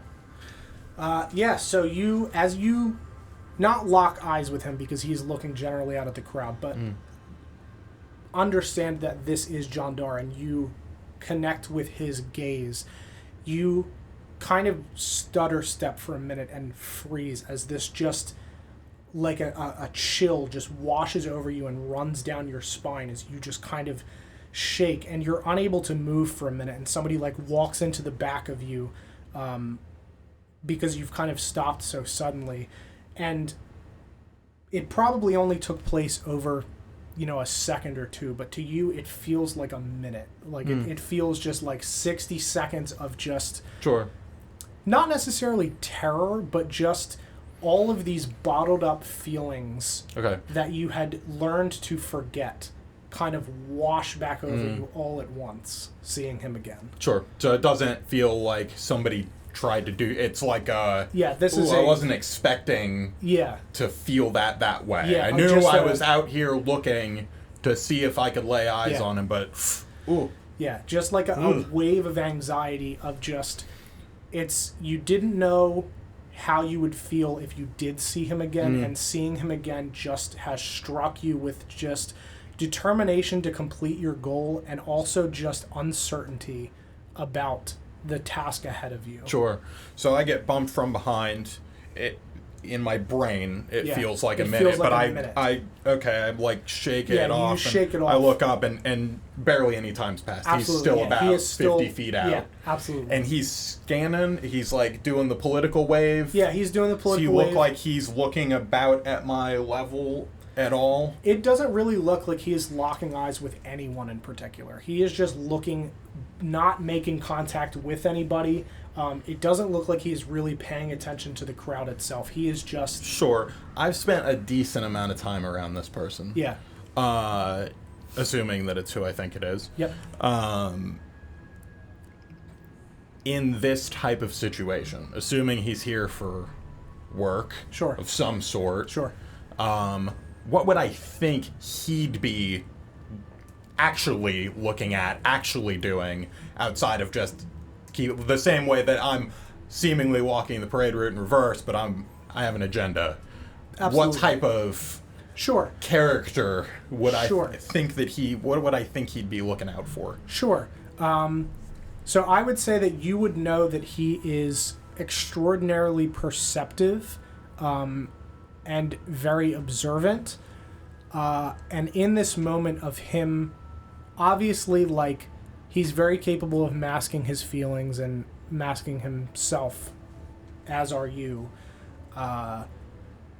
That it's odd that he seems to be just generally scanning the crowd, where it seems like his mind is elsewhere, and the other half of his mind is scanning the crowd for, like, if he perceives a threat, he will immediately snap out of whatever he is thinking about. But he is clearly not... be more at attention. Yeah, he is clearly not actively paying attention and is attempting to look as though he is happy to see everyone. He's got the shit-eating grin on his face, too. Sure. Yeah. Less of a grin and more of a, like, very stoic. Regal. Yes, sure. Absolutely. What's the light situation in this part of the city where I'm at? What sort of... I mean, there's walls, obviously. Yeah. What sort of overhead light based on time of day? Anything like that? So I think I said it was like 4 p.m.-ish. So the sun is kind of shining down at an angle from the west. It's just slightly past directly overhead. Okay. You can see that there are lanterns that are hanging from several of the buildings, but they are not currently lit. And the sun, so it's just slightly past just overhead, so it's still kind of coming down on everybody out here. Yes. I would slip a small steel mirror out of my pocket. Sure. And try to catch enough of the light to kind of angle it in his direction. Sure. And I would slip the cloak back so that if it did catch him, he would see this face, this female elven face, almost forgettable in a way, but he would have spent a But fair one amount that of he time knows. Around this particular mask. Sure. Is that in the sense that you want him to see you, or you want him to think he sees you? I want him to see me. So if I catch his face with the light, Sure. I would do the, like, you know when you, like, catch eyes with somebody and immediately look away? Yep. And it's the, like, maybe they won't think that... Sure. I want him to know that I see him. Sure. But I want to play it off like I'm just continuing walking this parade route in reverse. Got it. And I want it to be very clear, like, I'm not trying to hide from him. Got it. Recognizing that he's up there where he's probably not going to be able to cause a scene in the middle of the city. Absolutely. I want him to see that I have the badges on. Sure. Just the big grin on my face, but catch eyes, look straight away. And keep going. And just keep moving. Slow, casual pace. Absolutely. And like... As if you've got nowhere to be. And then like when I find a spot to duck off to the side after doing this, I would duck off to the side and get the hood back up. Got it. Would you change your features back after that point? We'll figure that out depending on how this goes. Got it. Yeah, so go ahead and make a sleight of hand check for me to angle this mirror in a way that gets it towards his face. 24. Yeah. Yeah, so you pull out this mirror and kind of load down to the side as you're walking, and you look in his direction, and you finally catch the sun, and you direct it like along the far buildings and down onto his float, and you kind of like run it up the side of his cloak and catch it in his eye, and he like blinks for a moment and looks over towards the source, and you see that he locks eyes with you, and his face like drops and looks inquisitive for a moment, and as you keep going, out of the corner of your eye, you see him just like regain his composure and immediately go back to the noble wave. But he definitively saw, and you saw that recognition drop of this inquisitive look on his face was not from the fact that sun was shined into his eyes. He definitively recognized what he assumes is you. Good. So I imagine that it is in fact him then, that Yes. he would recognize this particular face. Yes. So I would, as I said, I'd be looking for a spot to kind of slide off to the side. Yep. And just get the hood pulled back up. And then same sort of maneuver, get the head down. I would change features to know him. Okay. Because I if he's gonna catch the cloak again, I don't want him seeing Shay. Mm-hmm. Got it. Not Sure. yet.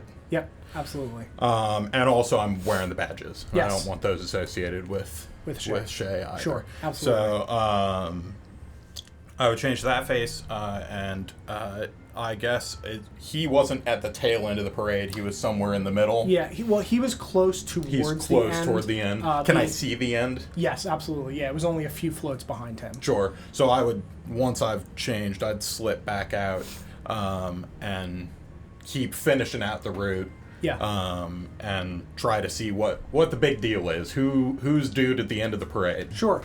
Yeah, so you see a couple more of the dukes and things like that, along with some other nobility, and then you see a float that is clearly what this parade is about.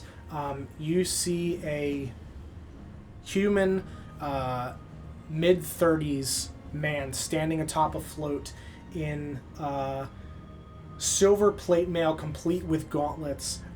You can see from this distance the symbol of Torm on either shoulder on his pauldrons. And he is holding a shield in one hand that is like a standard shield that he has like at his side, kind of like wedged into a piece on the ground that he's holding, with this crest of Fjordain on it. And you see on his side is a long sword with a gilded hilt. He has slightly untamed shoulder-length blonde hair, a groomed, very thin mustache, a thin line of hair in the center of his chin that like connects to a chin strap, and just piercing blue eyes. Very handsome, very confident, just waving at everybody and just kind of like turning to the crowd, raising his arms, very emoting a lot, definitely like putting up a show. And you can see that this float is labeled with the name Benjamin May, Knight of Fjordan. The symbols that I've strategically jacked from some other people, do these appear to be associated with him, with this float? Obviously, one of them's associated specifically with Fjordan. Is he adorned with, or is anybody else in his company adorned with these same 3 symbols? Yeah, so the other group of knights that are with him, that are seated behind him and kind of all chatting, also have symbols of Fjordan and of Torm as well. And you have a sigil of Torm. You also have one of Tyr, and then the Fjordanian crest. Okay. So I've seen the end of the parade. Are people dispersing? They are. Immediately after his float, you see a nobility float with the very higher ups in the city, but notably you do not see a king on the throne. The king is not part of this parade. You can see that there is a throne. This is definitely the sovereign. Right, they're portion acknowledging of the that there's somebody big that should be at the end. But he is not. Okay, who is there? Just other nobility. Okay. But there is no king with a crown sitting in the throne, nor is there one standing on that float. Any black flowers in this parade? Make a perception check for me.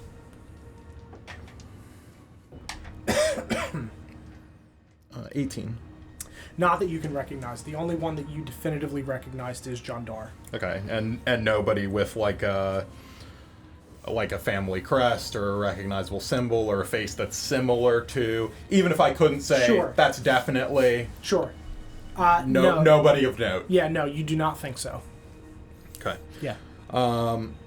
Okay, so people are dispersing toward the back of the parade. Where am I at? So you're about, you're a few streets up, let me go back to my streets. You're a few streets up, West Wall. I'll say you are at Copper Street, which runs straight down over towards the other part of the city, towards the main gate. So you're 4 streets back, but still on West Wall. Okay. So immediately to your right is Copper Street that runs over to the eastern side of the city, back to over where your friends are. Okay. I would try and find one of the actually grinning people that is perhaps dispersing at the end of this parade, or if those people aren't dispersing, but if they're taking a step back and now they don't need to mind the parade because it's already gone past or whatever. I'd try to find one of those. Sure, yeah, they're not gathering together or anything. They're just kind of they're just kind of throughout. Yeah, but you catch eyes with someone and he just nods at you. And I would approach that person. Sure. And I'd pull the hood back. I don't want him thinking that I'm up to anything weird. Sure. So you are a child. A teenage-ish looking elven boy. Sure, got it. Yeah, this is a mid-20s human. Yes? Well met, friend. Well met. I was hoping you could direct me to somebody that knows Mr. Chandar's office hours. Sure, yes. On Kingsway is where his office is. They should be posted there, I believe. No, very good. Yes. Very good. Thank you. Of course. Good day. Good day? Yep. I'd turn and keep rolling. Sure. Are you heading up towards Kingsway? Yeah. I want to keep an eye out and see if this guy is paying attention to me, because it's probably strange that I would ask for directions, but... Sure. Yeah, make a perception check. No, that one. Okay. Yeah. So far as you can tell, you've not attracted any attention. I turned all the way away from him and started walking. Yeah. I'd just keep a general eye out for if it seemed like anybody was following me, but I would want to head toward the direction that he suggested, see if I could catch sight of this building. Sure. And I'd probably put the hood back up. Sure. Now that I'm walking away. Yeah. So you make your way down along the full part of West Wall, and in the middle you come to a large opening street that is labeled the Crossing, and you can see to your left through this large gap in this central wall is a large market with people milling about. This is where the market district is. You make your way past it and keep going, but that's so far the only gap you've seen in the wall leading to that other side of the city. The rest of it is kind of walled separating, just to keep things segmented. There are no walls. The walls that I drew on the map with the brown are just to label the districts being separated, but the only walls that exist are around the barracks and around this split in the center there. You make your way through the Silver District to the Crossing itself, and then you make your way into the Sovereign District. And as you go from the Moor into the Silver District, into the Sovereign Districts, the buildings get larger and a little bit more ornate. The ones in the Moor are very simplistic. The Silver District are a little bit nicer, a little bit larger, and the Sovereign District are very nice. There's silver and gold gildings on a lot of the sides of the buildings, and different like intricate designs and things like that as you get into the like nicer part of the city. And you make your way up to Kingsway, which is the northernmost road on this side of the city that runs parallel to the Crossing, but at the other side of the city.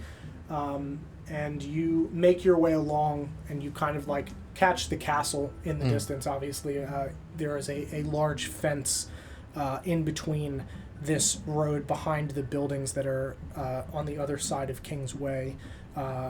And behind the buildings is this large fence. You can see like a large gatehouse that leads to the castle that's currently closed off, and there are a lot of guards mulling around this area. And you make your way to the office of the various dukes, and you come across John Dar's office. It's labeled the Office of Commerce, and you see that it is a very tall 3-story building made of like a gray stone and wood with a large like pointed roof. And you can see that there is a closed sign on it for the day, but that it operates from 8 a.m. until 5 p.m. Okay.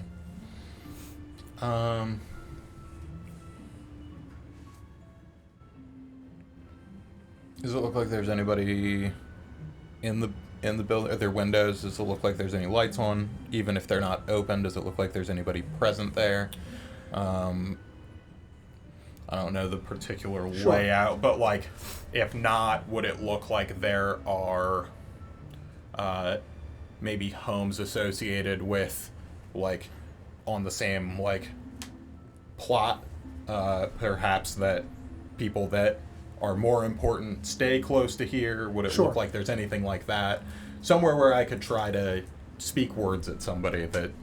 Absolutely. You can see that there are guards posted along the majority of these, like in between the sets of buildings. And the upper portions of some of these buildings appear to kind of transition from office into like an apartment style housing. But there are larger houses towards the end of the road that definitively transition from like these office spaces into these like larger, not mansions because it's still, still in the city, but they are definitively not like office buildings. Sure. It does look like there are lights on inside, and you can see that there is like a guard and somebody else behind the desk immediately inside.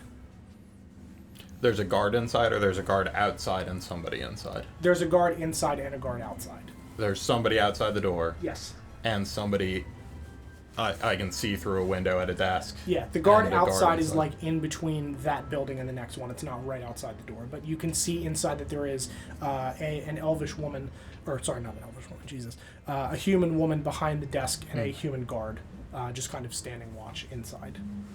Sure. Hood still up. Stop looking up at the buildings, tilt my head down, switch back to the blade. Yep. and I'd approach that building like I knew what I was doing. Sure, absolutely. Recognizing that it's closed, but seeing that there was somebody inside, and I'd approach and I'd tap on the door. Yeah, they wave you in. And I would put my stuff in, I'd pull the hood down. How can I help you? I apologize, we are closed today. It's quite alright. I was hoping to see Mr. John Doe. We're old friends. He and I. Yes. Do you happen to know when he'd be in again? He is very busy, and she looks down and flips through a notebook. He always was a busy man. Yes. I believe he'll be out again tomorrow. But his other office officials will be back in the morning. We open at 8. Perhaps I could leave a message for him? Sure, absolutely. I can take a message for you and give it to him when I see him next. You could just tell him that Mistress Wren came by. And, Mistress, Wren, you said? Wren, yes. And she was so very much hoping to see him again. Okay.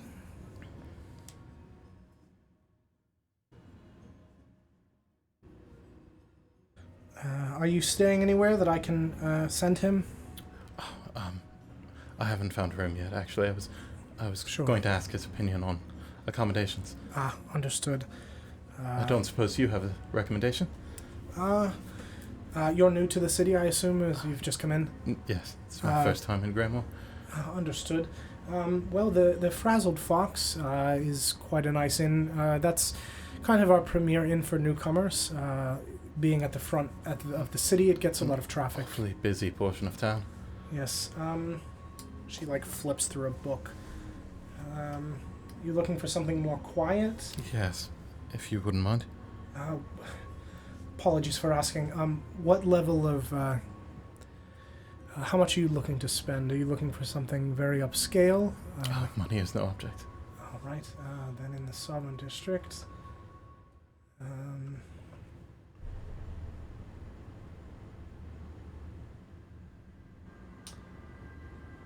I would check out Steamwalk, then. It is the...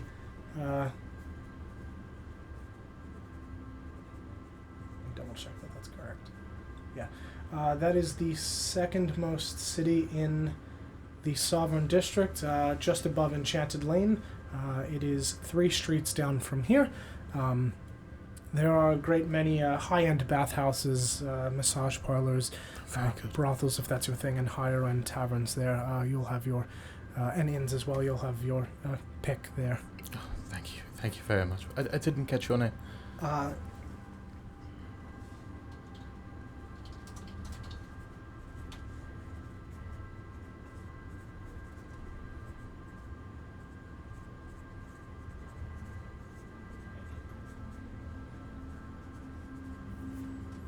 Elizabeth.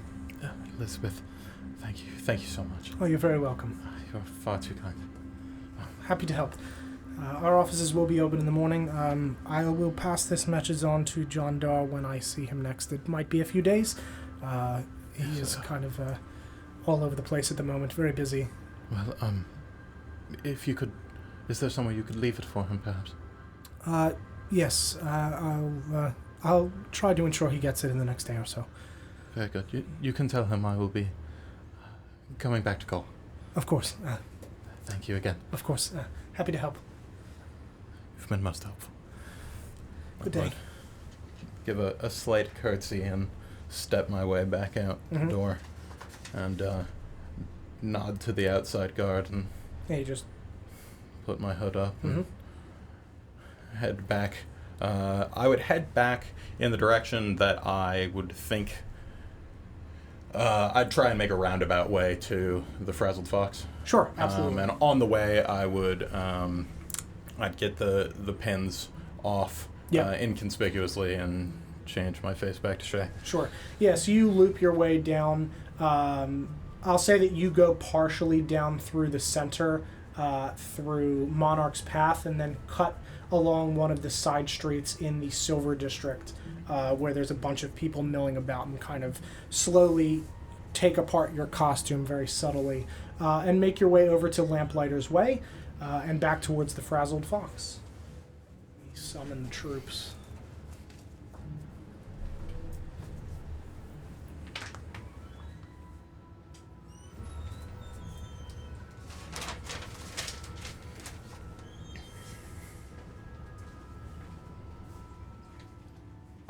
Oh my goodness. Whew.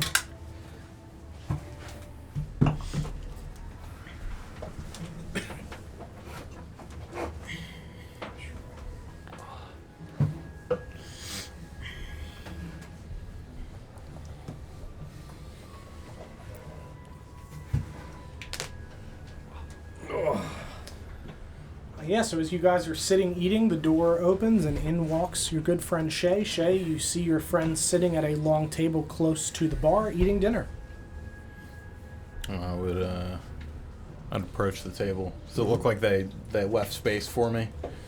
Or am I going to have to pull up a chair? There would have been extra chairs because they were an odd number, so it would have been a 6-person table. Right on. Then I would approach and plop down in the empty seat. Mm-hmm. Welcome back. How's the tavern been so far? Normal. As you sit down and walk in, a baldric, A Baldric. a A single baldric. a human man to you, mid-50s, bald, chiseled face, short beard, walks over. Oh, I see you have another friend. So I had something I had to take care of. Of course. Can I get you dinner, lodging? I think he wants the usual. That is correct. I would like the usual. Sure, absolutely. What brings you to Greymoor? I'm traveling with friends. Oh, understandable. They've all doing a great number of things. Entertainers, commerce, and searching for a gift. Yes. Yes, well, they are good company. Yes. Especially this one. Yes, I didn't get a name from I him. didn't give you a name. No, the two of them did not give names, and he doesn't look at Twig, but gestures to her, asked not to be perceived. It's a respect thing. I understand, of course, yes. Yes. It's circus folk, you know. Sure. You have to build up to it. Yes, I directed them to a few different streets where they could get some entertainment and perform, and if that's their thing. But I'll be right back with your food. Please enjoy. And I assume you have obtained lodging for him in your suite, then? That's what the 4th room was for? Yes, thank you. Perfect. I'll be right back with the usual. He Thank you. turns and walks off. I'm just gonna look at Shay and look at the milk in the center of the table. Yeah, there's a jug of milk in the center of the table with ice cubes floating in it. It's partially empty. Partially I was empty. gonna say, it's definitely partially empty. It's that kind of evening. Yeah, you can see Mr. Pigeon has a teacup in front of him that is white in color, the liquid inside of it, and there is definitively a pool of liquid underneath the mug to a small degree. I don't know if we can trust this person. Baldric. Yes. Why? He did not know the handshake. Oh, that won't do. That simply won't do. Marcus said it might be a different handshake. It could but be he's regional. an innkeeper. Could be regional. You would think Different that he would customs. know part of it at least, but sometimes things are this way. You should ask if there is a regional difference to this handshake. It would be a shame to use the wrong one in the rest of Greymoor. It's too many handshakes. There are a lot, yes. One for every sort of person. But he's an innkeeper. He is, yes. Well, a tavern keeper. Is that And- different from an innkeeper? It can be, yes. It's all a matter of how you perceive yourself. I don't know if I have a tavern. And a barkeeper is something else entirely. The world is complex. Like milk in a glass. Like a hand.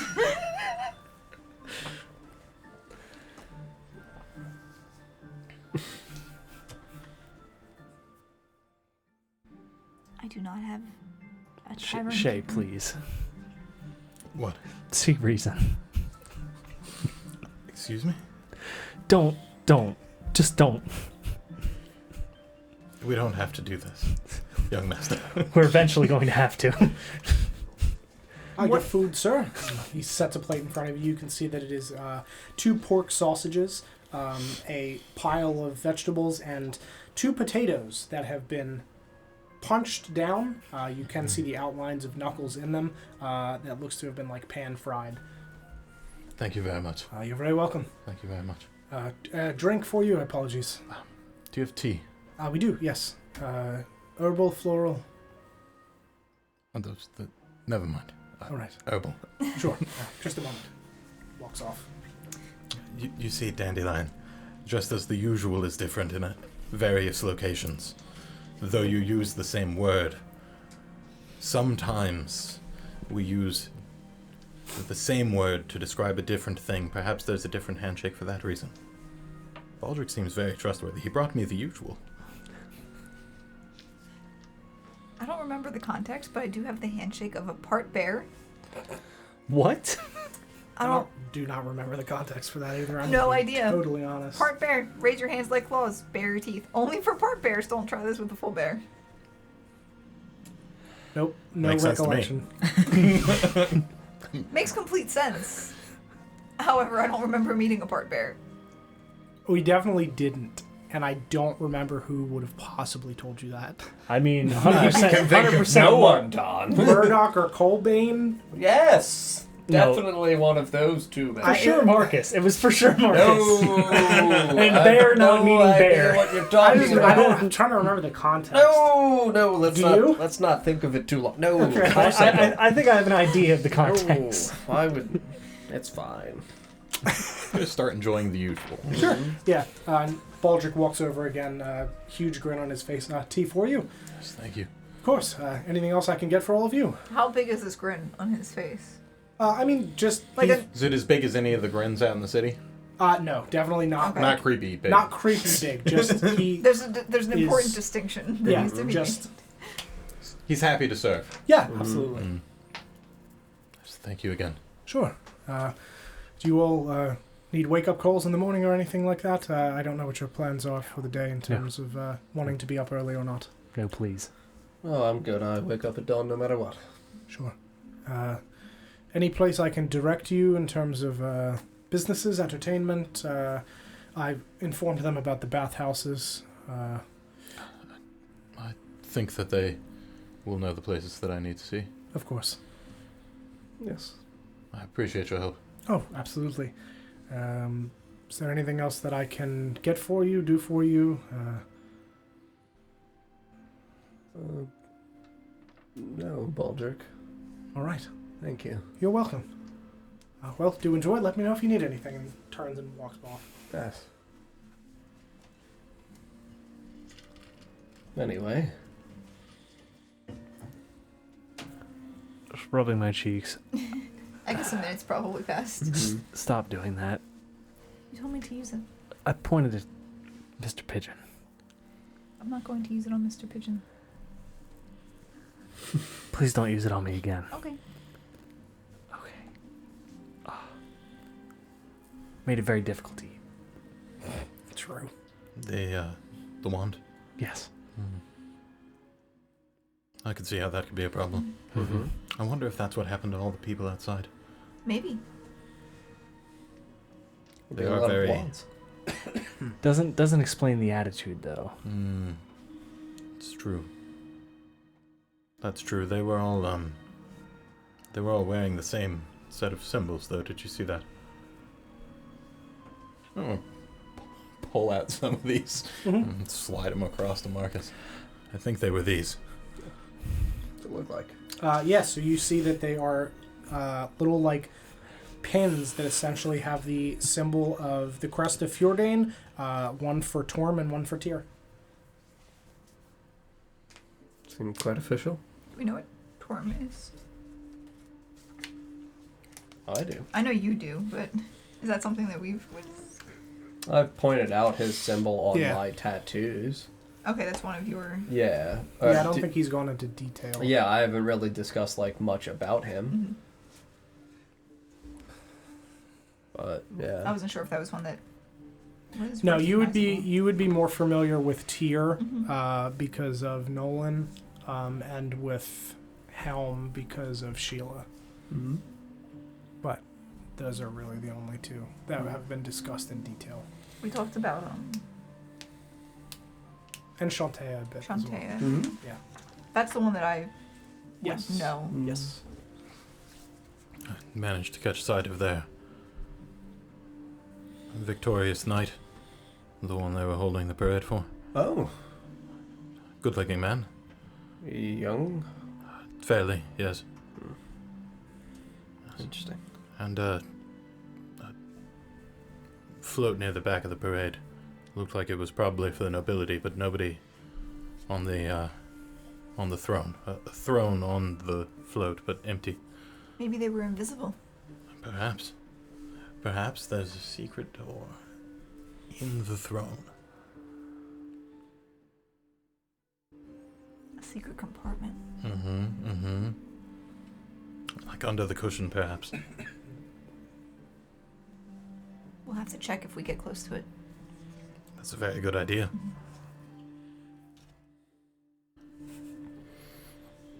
Any idea why all the people brandishing those symbols might be so pleased?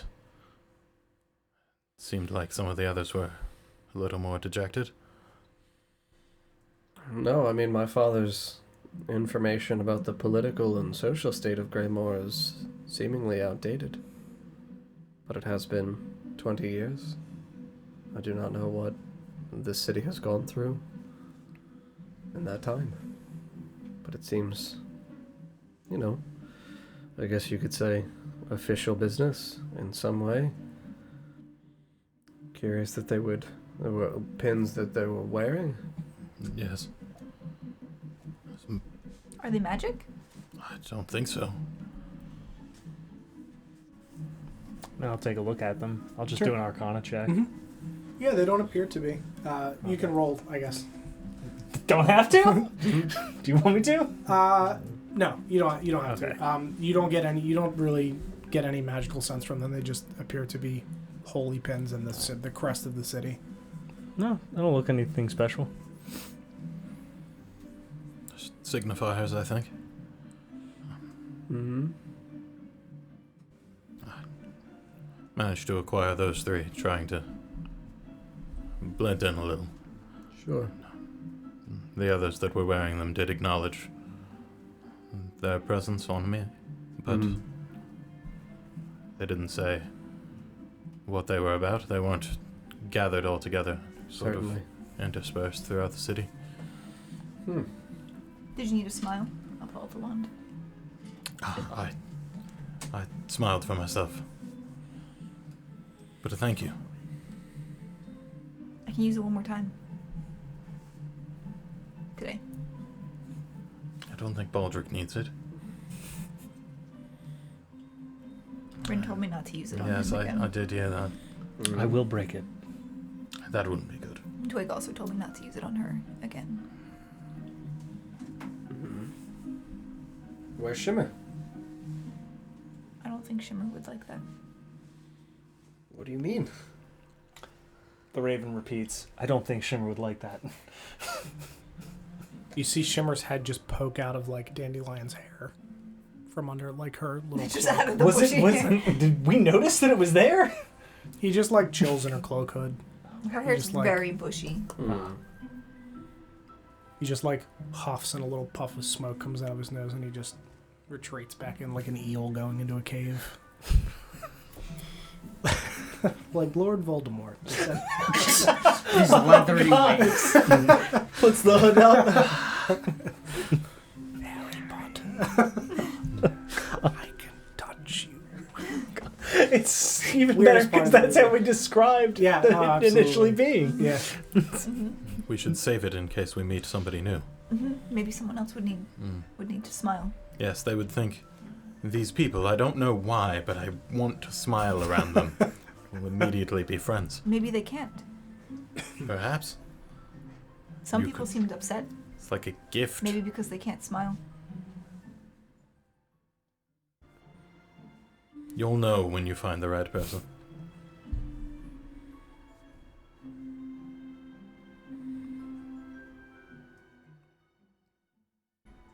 Where was the float going?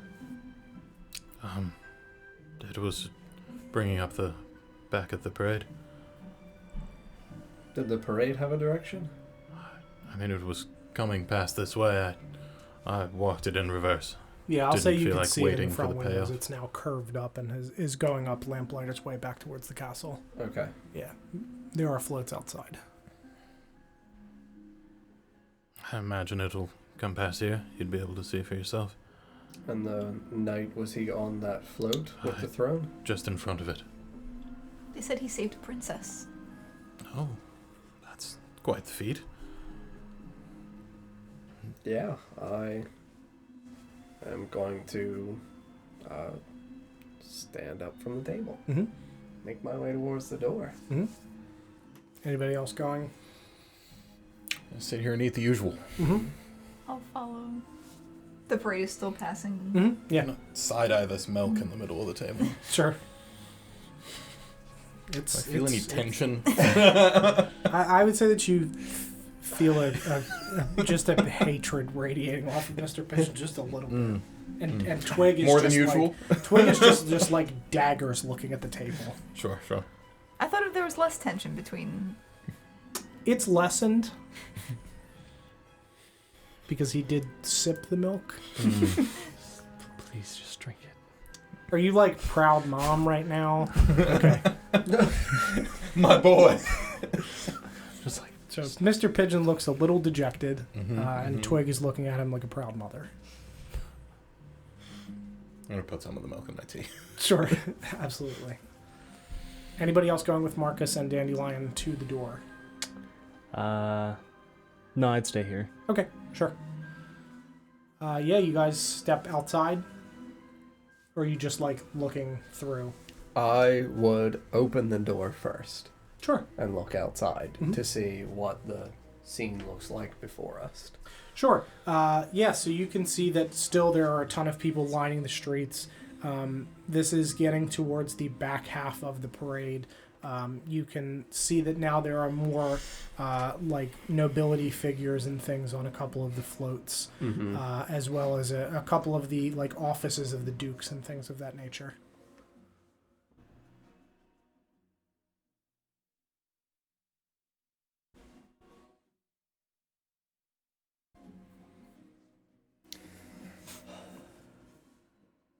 Is the area outside of our street now heavily, densely occupied by people?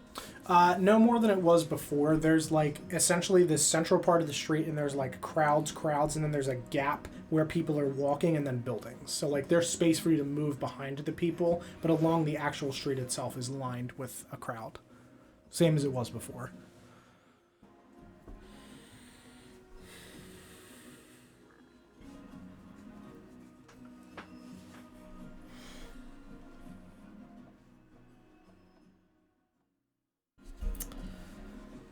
Yeah, I would take, if the parade float in which this knight is within 30, 40 feet, 50 feet, Yeah. either direction Yep. of the door, I would take a step out and attempt to, on cobblestone streets, heavily stomp Sure. with my armor. Okay. Just from a DM perspective, what are you trying to achieve? Trying to see if my black armor is noticed. Sure, absolutely. Because there are going to be guards, there is also this man, and Sure. there are also nobles in the area. Absolutely. Attempting to see any of them Sure. that would notice and give attention to a man in tarnished, injured black plate mail. Absolutely.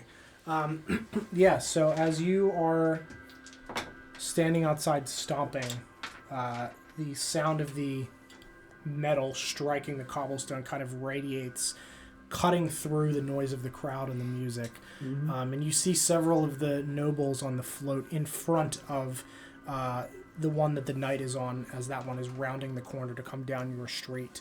about 50 feet away. Mm-hmm. You can see that several of them look over to you along with a few of the guards and kind of just like inquisitively look in your direction, and several of the guards and a few of the like larger noble figures towards the very back of this parade, you see a sense of recognition on their faces and they just shoot daggers at you. A few of the younger guards and a few of the older ones don't really pay you any mind as far as like daggers, just kind of like, why is this man stomping in the street?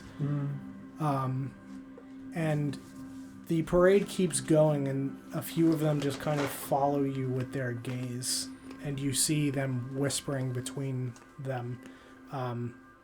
As this knight moves into view and gets closer to you, I'll describe him as well to you guys. He looks to be about mid-30s. He is a human. He has slightly untamed shoulder-length blonde hair. He has a groomed thin mustache and a thin line of hair in the center of his chin that connects to a thin chin strap beard. He's dressed in silver plate with gauntlets, the holy symbol of Torm on either of his shoulder pauldrons. He has a shield next to him with the crest of Fjordain on it, and on his hip is a longsword with a gilded hilt. And you can see that he is looks to be very personable and is kind of like playing up to the crowd, kind of turning around, very showy, and just like smiling at the crowd and everything. And he kind of looks over at you stomping, and you don't see any recognition on his face in terms of he knows who you are. He just kind of looks confused at the stomping, and he just like stomps as well, assuming that you're like trying to do some weird clapping to get his attention or something like that. And he just kind of like points at you and raises his arms and just keeps spinning and looking at the crowd. But he like stomps back at you, so that way you know that he saw you doing that definitively. My God. It's the stomping. Yeah. And immediately after his float, you see more of the higher up nobility, and you do see a throne where the king would sit, but there is no king on the throne. There's nobody with a crown on that back float, and several of them also shoot glances at you and turn and like look at each other as they continue, and you can see the crowd begins to like fill in behind the parade as it continues to move down the street.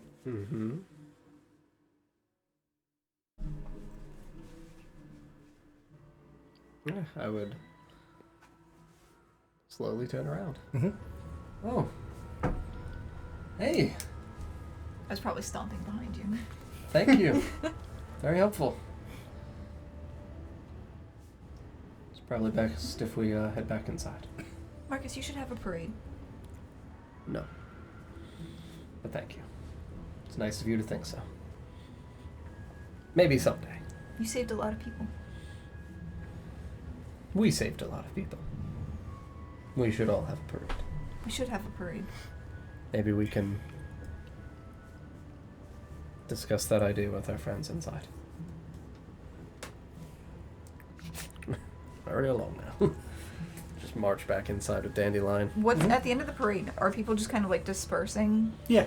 Like the crowds and everything? Yeah, there are some Alright. people that are like following behind the parade. But yeah, people are mostly dispersing at this point as this is passed.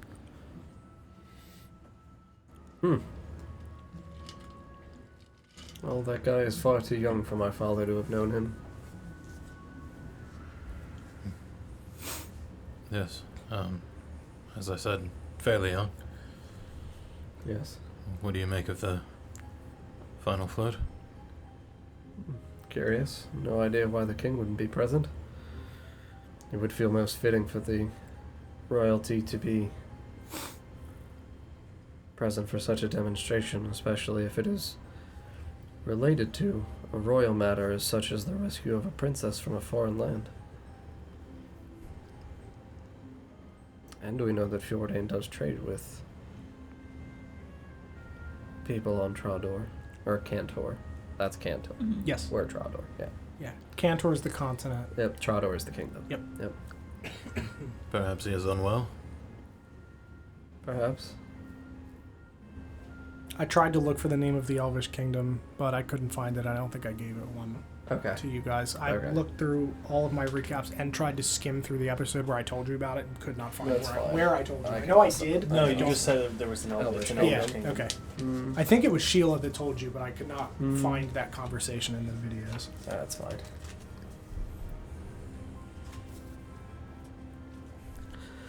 Well, there's a chance that my father knew this Captain Emmerich. He spoke about him in passing. Kindly, not too highly. But Captain Emmerich was the one that was supposed to go on this scouting mission. And now this young man is instead being celebrated. But we have definitive business in the morning. We know there's offices for the Dukes on Kingsway outside of the keep. For which we have a young master who needs to speak with John Dar, and I must meet with Roland Wright. And we have some, ideally, potentially beneficial searching for Dandelion over in the markets. But seems like a strange city. Most cities seem strange. This has a different feel than Southport. Mm-hmm. It's bigger. Southport was pretty big. Yes. Do cities just keep getting bigger? Some do.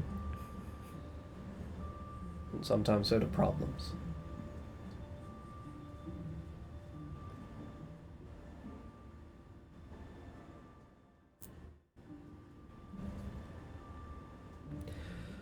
We were told by Baldric that there is some rough stuff that goes on over on the west walls, at the end of the crossing.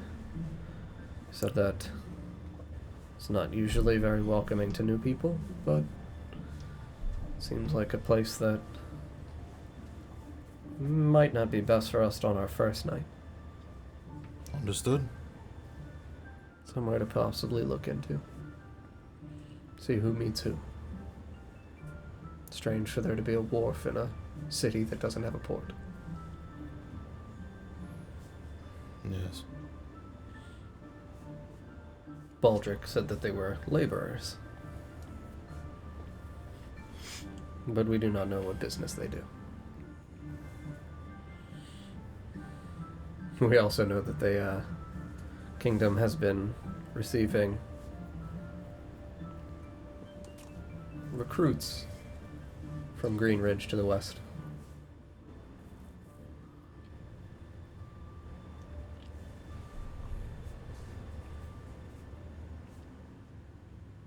Many things to think of. Tired, Dandelion? It's been a long day. I eat a lot of potato. Yes. That's good. Mm-hmm. Now I'm ready to sleep. That is good. Well, Mr. Pigeon has the key for you in your room. Very good. I'm going to head to bed. Jump up. Hmm? Mr. Pigeon, are you ready for bed? I'm gonna pull up the key. Joey? Are you with us or are you on your own? Oh, well, Mr. Pigeon, I think I found something of yours with my stuff. So maybe you should come to my room and bring your stuff so you could put it, the stuff that I found with your stuff. It's very good. I will see you whenever you're done. Stay safe, friend. Just for clarity, did you guys want to have a private conversation in character? Or are you Not just... particularly. Okay, you're just trolling Mr. Pigeon, or you want him to, like... I'm Hang luring on. him to the room. Okay, got it, sure. Understandable. Kill Do you want to roleplay that, or do you just want it to have happened? I mean, that worked for me. I handed the key over. Okay. So you've been successfully lured to Twig's room instead of Shay's. Yeah, I've relinquished my Okay. my new room. Sure. Isn't it like 3 p.m.? No, it's like 6 p.m. Okay. Yeah. I'll just hang. Traveling. I'll just hang in the Parade. tavern, Sure. just puffing away. Mm-hmm. Very good. Yeah, so you guys stand, and as you all turn, you catch notice of, on the far wall, there are pictures of the different, like, dukes and some nobility figures. And I'm going to, if you can pass that to Twig, please. Twig, your eye catches one of them in particular.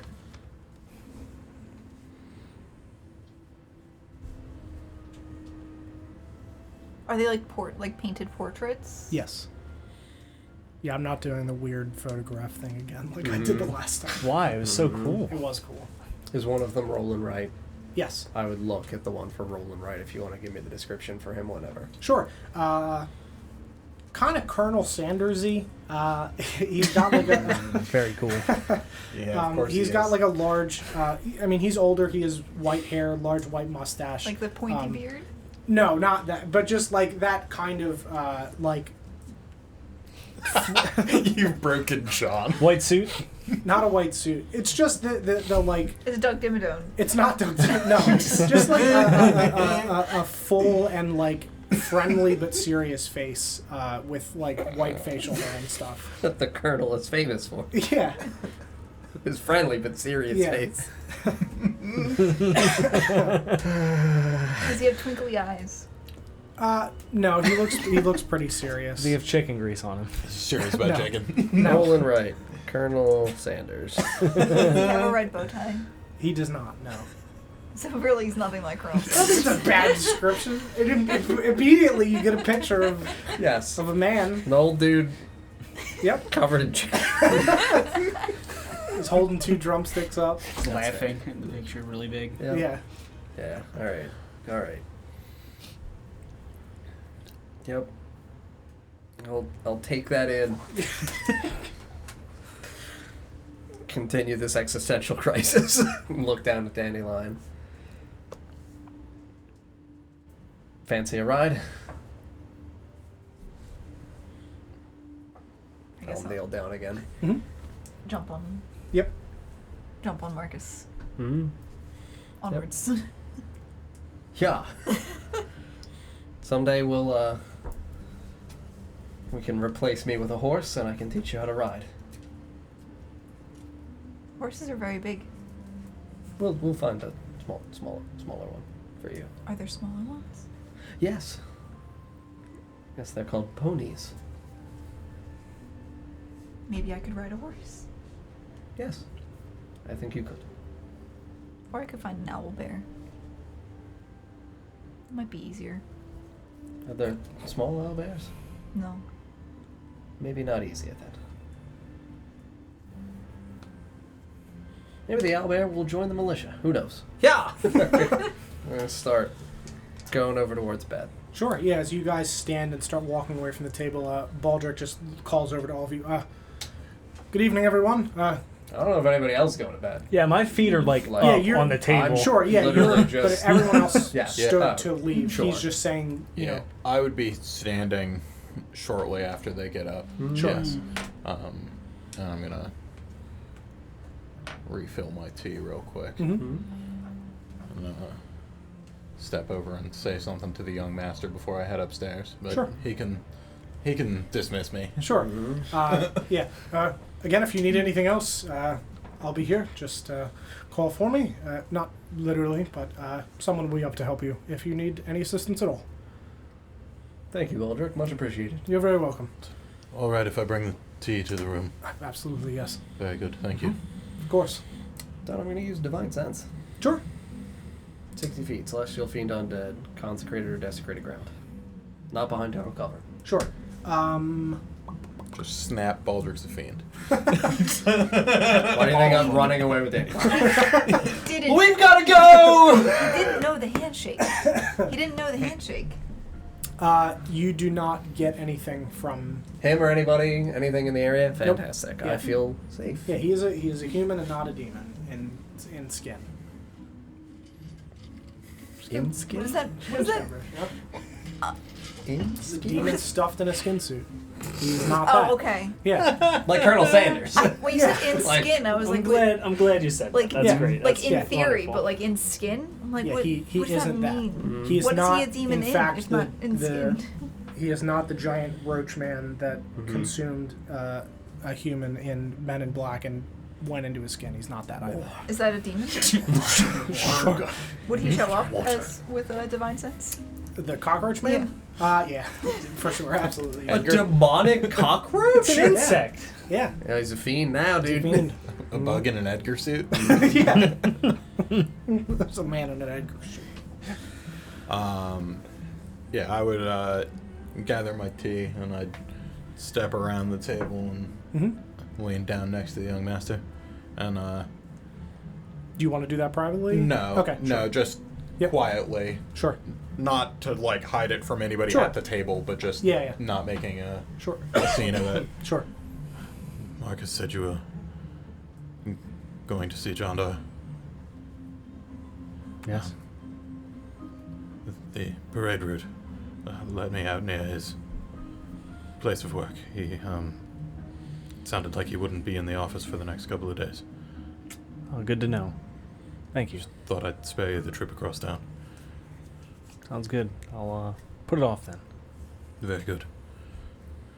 Enjoy your evening, young master. Enjoy your tea. That's Puff, What- puff. what did you- Puff, puffing. Take Puff, another puffin'. Oh. splash of milk. And, Sure. Yeah. It's good. It's good for the bones. Clown doesn't get it. I don't know if he needs it. Think he might. You don't know how much milk he drank in his youth. Not enough. He got. Never mind.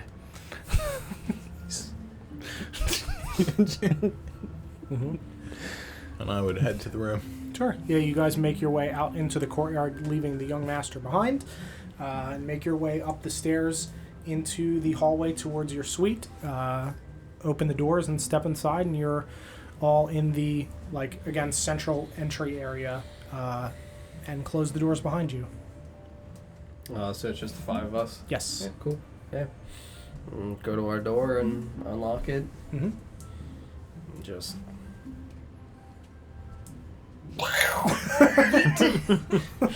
just casually Dandelion. flip Dandelion over on the Cannonballs bed. your way into the room. Are our belongings still there? Yes. Mm-hmm. I hope. It's on the agenda for the morning.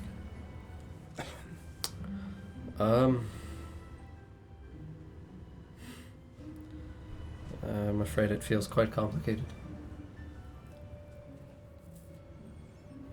Roland Wright is probably a good start. I do not know if we'll be able to get to him directly first, though. We'll probably have to meet with somebody who represents him in his office.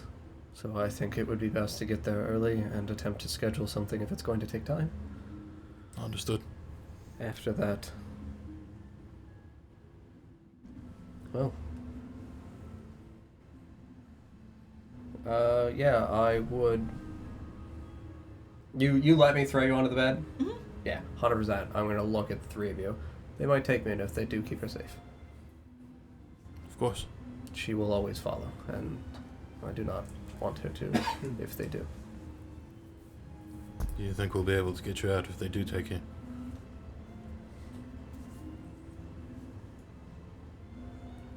No. But...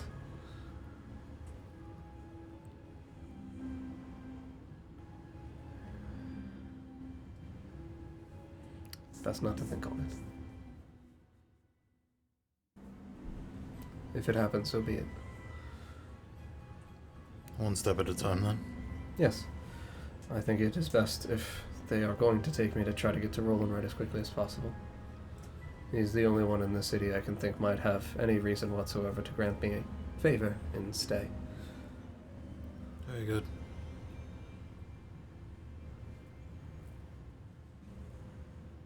Thank you. Try to get some rest.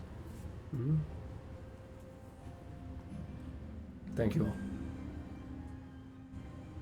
I'd leave the door unlocked for you. Very good. Anybody else want to say or do anything before bed? It's still pretty early in the day. Yeah, it's like 6. I walked about the city earlier. Did it look like any of the stores were open despite there being a parade, or did it look like most things were closed? Yeah, there were some that were absolutely open. I would wait until the parade crowd dispersed. Sure. And then I would leave my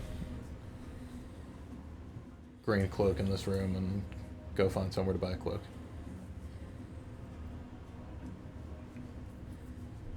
And we can just do that between sessions. Yep. You and I. Before going to sleep, I would use the Wand of Smiles on myself. Okay. Intentionally failing the saving throw? No. Okay. I passed the saving throw. Yes, you watch Dandelion just like looking down the barrel of the wand, and the sparks go over her face, and she doesn't smile widely. Does it make you unusually happy to have passed the saving throw? Just regularly happy, just like, darn. If I roll a 1 after I use all 3 charges, it changes. Into the other wand. The wand of right? scowls. Yeah. You could just go around making them scowl. That'd be so great. Yeah. I didn't roll a 1 though. I rolled an 18. So tomorrow we'll once again One of do the these one. days. Yeah, just once a day. Bam, bam, bam. Just 3 in a row on the same person. Yep. Ren, you're just chilling, drinking. Yeah, probably have a drink. Just Okay. be down there for a few hours. Nobody pesters me. I'll just go to bed. Sure. Anybody want to role play anything privately before you go to sleep?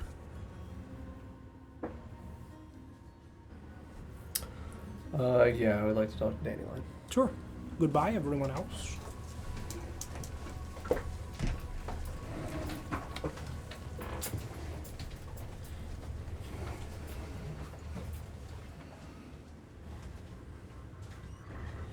Turn around, see the smiles. Yep. The absence of smiles. The wand. Yeah. I passed. Yes, you are much stronger than you are given credit for. I've told you that this city is not going to be friendly to me, and it is possible that that happens tomorrow. If it does happen tomorrow, and they do take me, do not try to stop them. Why not? They will kill you. Other people have tried to kill us. Yes. Yes, they have. And some of them have been close. And this is a fight with a kingdom. You wouldn't fight Oberon or Titania, would you? You wouldn't fight a kingdom either.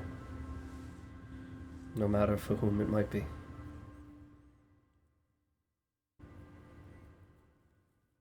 You have to find the mirror. And the others will help you look for it, if I can't.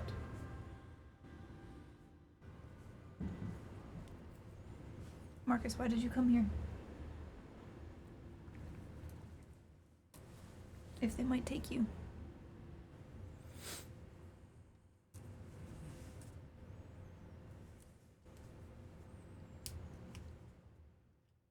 Many reasons.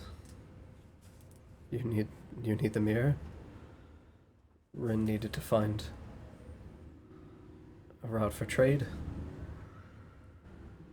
We must stop the Black Flowers, who have taken hold of this city in some way. And I want to find the people responsible for killing my parents, for burning my home. And that is worth my life, but it is not worth yours. Can you disguise yourself? No, and I would not.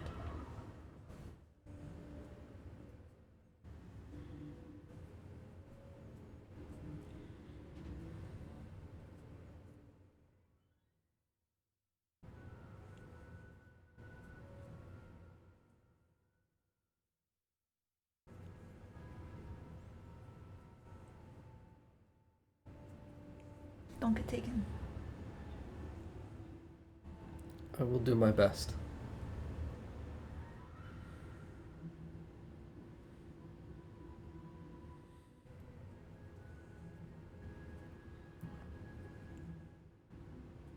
I haven't had many friends before. Nor have I.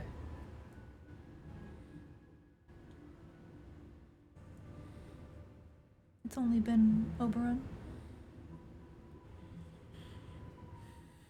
Now I have friends, so don't get taken.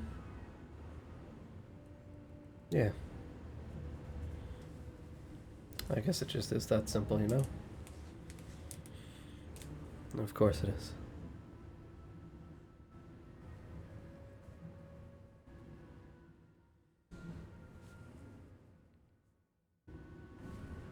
Thank you. You know, I don't think you actually need that wand. You already kind of do that naturally. The wand is fun, though. Yes, it is. And I found... Where? In the woods? In the hut? In the woods? I think so. In the, like, the bog? I think so. Mm-hmm. I found it. Yes, and it's yours to keep.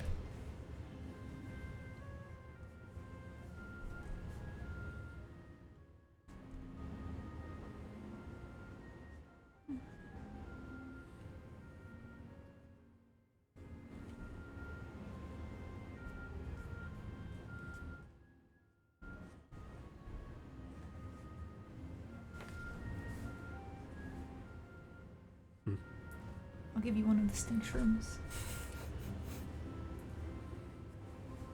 This might help if you get stuck. Yeah. It's a good idea. Toss it in my bag. Mm-hmm. 2 beds. Yep, 2 beds. Yeah, I would doff my armor and look out the window over the streets. Sure. And look towards the keep. Towards the castle. Mm-hmm. Mm-hmm. Mm-hmm. You know, so much of the reason for why I wanted the imaginary friend to be part of my family was it was genuinely lonely. And I always enjoyed the thought of having a sibling. I don't know why my instinct was to imagine a younger brother. But it feels quite nice to have a younger sister.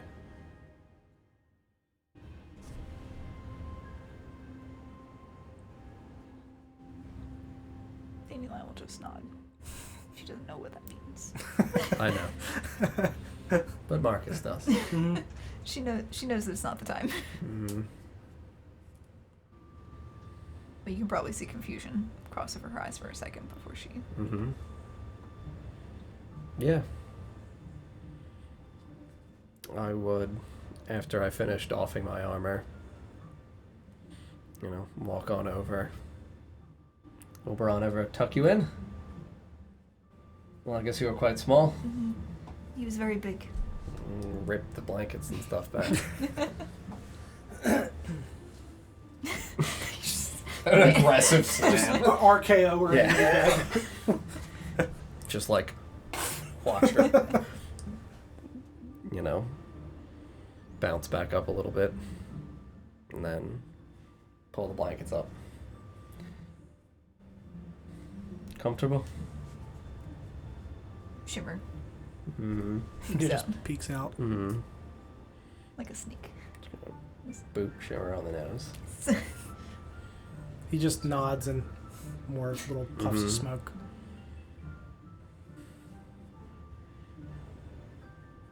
Don't go anywhere. I won't.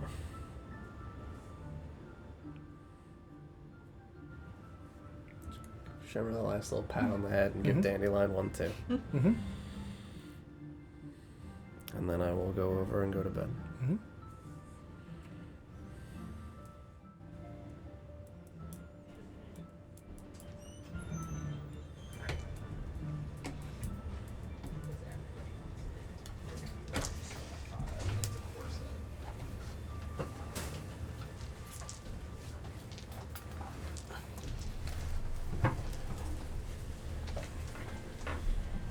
Don't. No.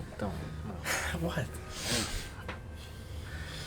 So as the remainder of the evening goes by, you guys eventually all make your way to your rooms and head to bed. You fall asleep, and in the middle of the night, you are awoken by a crack of thunder and lightning as rain begins to heavily patter against the roof of your building, kind of lightly stirring you awake. And it's very, very stormy outside. And despite feeling comfortable in your beds in this darkness, the rain is almost unsettling how strongly it's pounding against the roof. And we're going to end there. Very good. Friends, thank you guys very much for watching tonight. I hope you enjoyed the episode. Vulpix, thank you again for the $50 towards our monthly bills. We appreciate it immensely. Thank you so much. Thank you very much.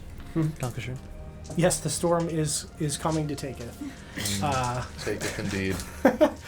Thank you all for watching. We will be back on Sunday at 5 p.m. Eastern Time for Orvigo, and then next Tuesday for the City of Oshwamp. Good night, everybody. See you next time. Good night.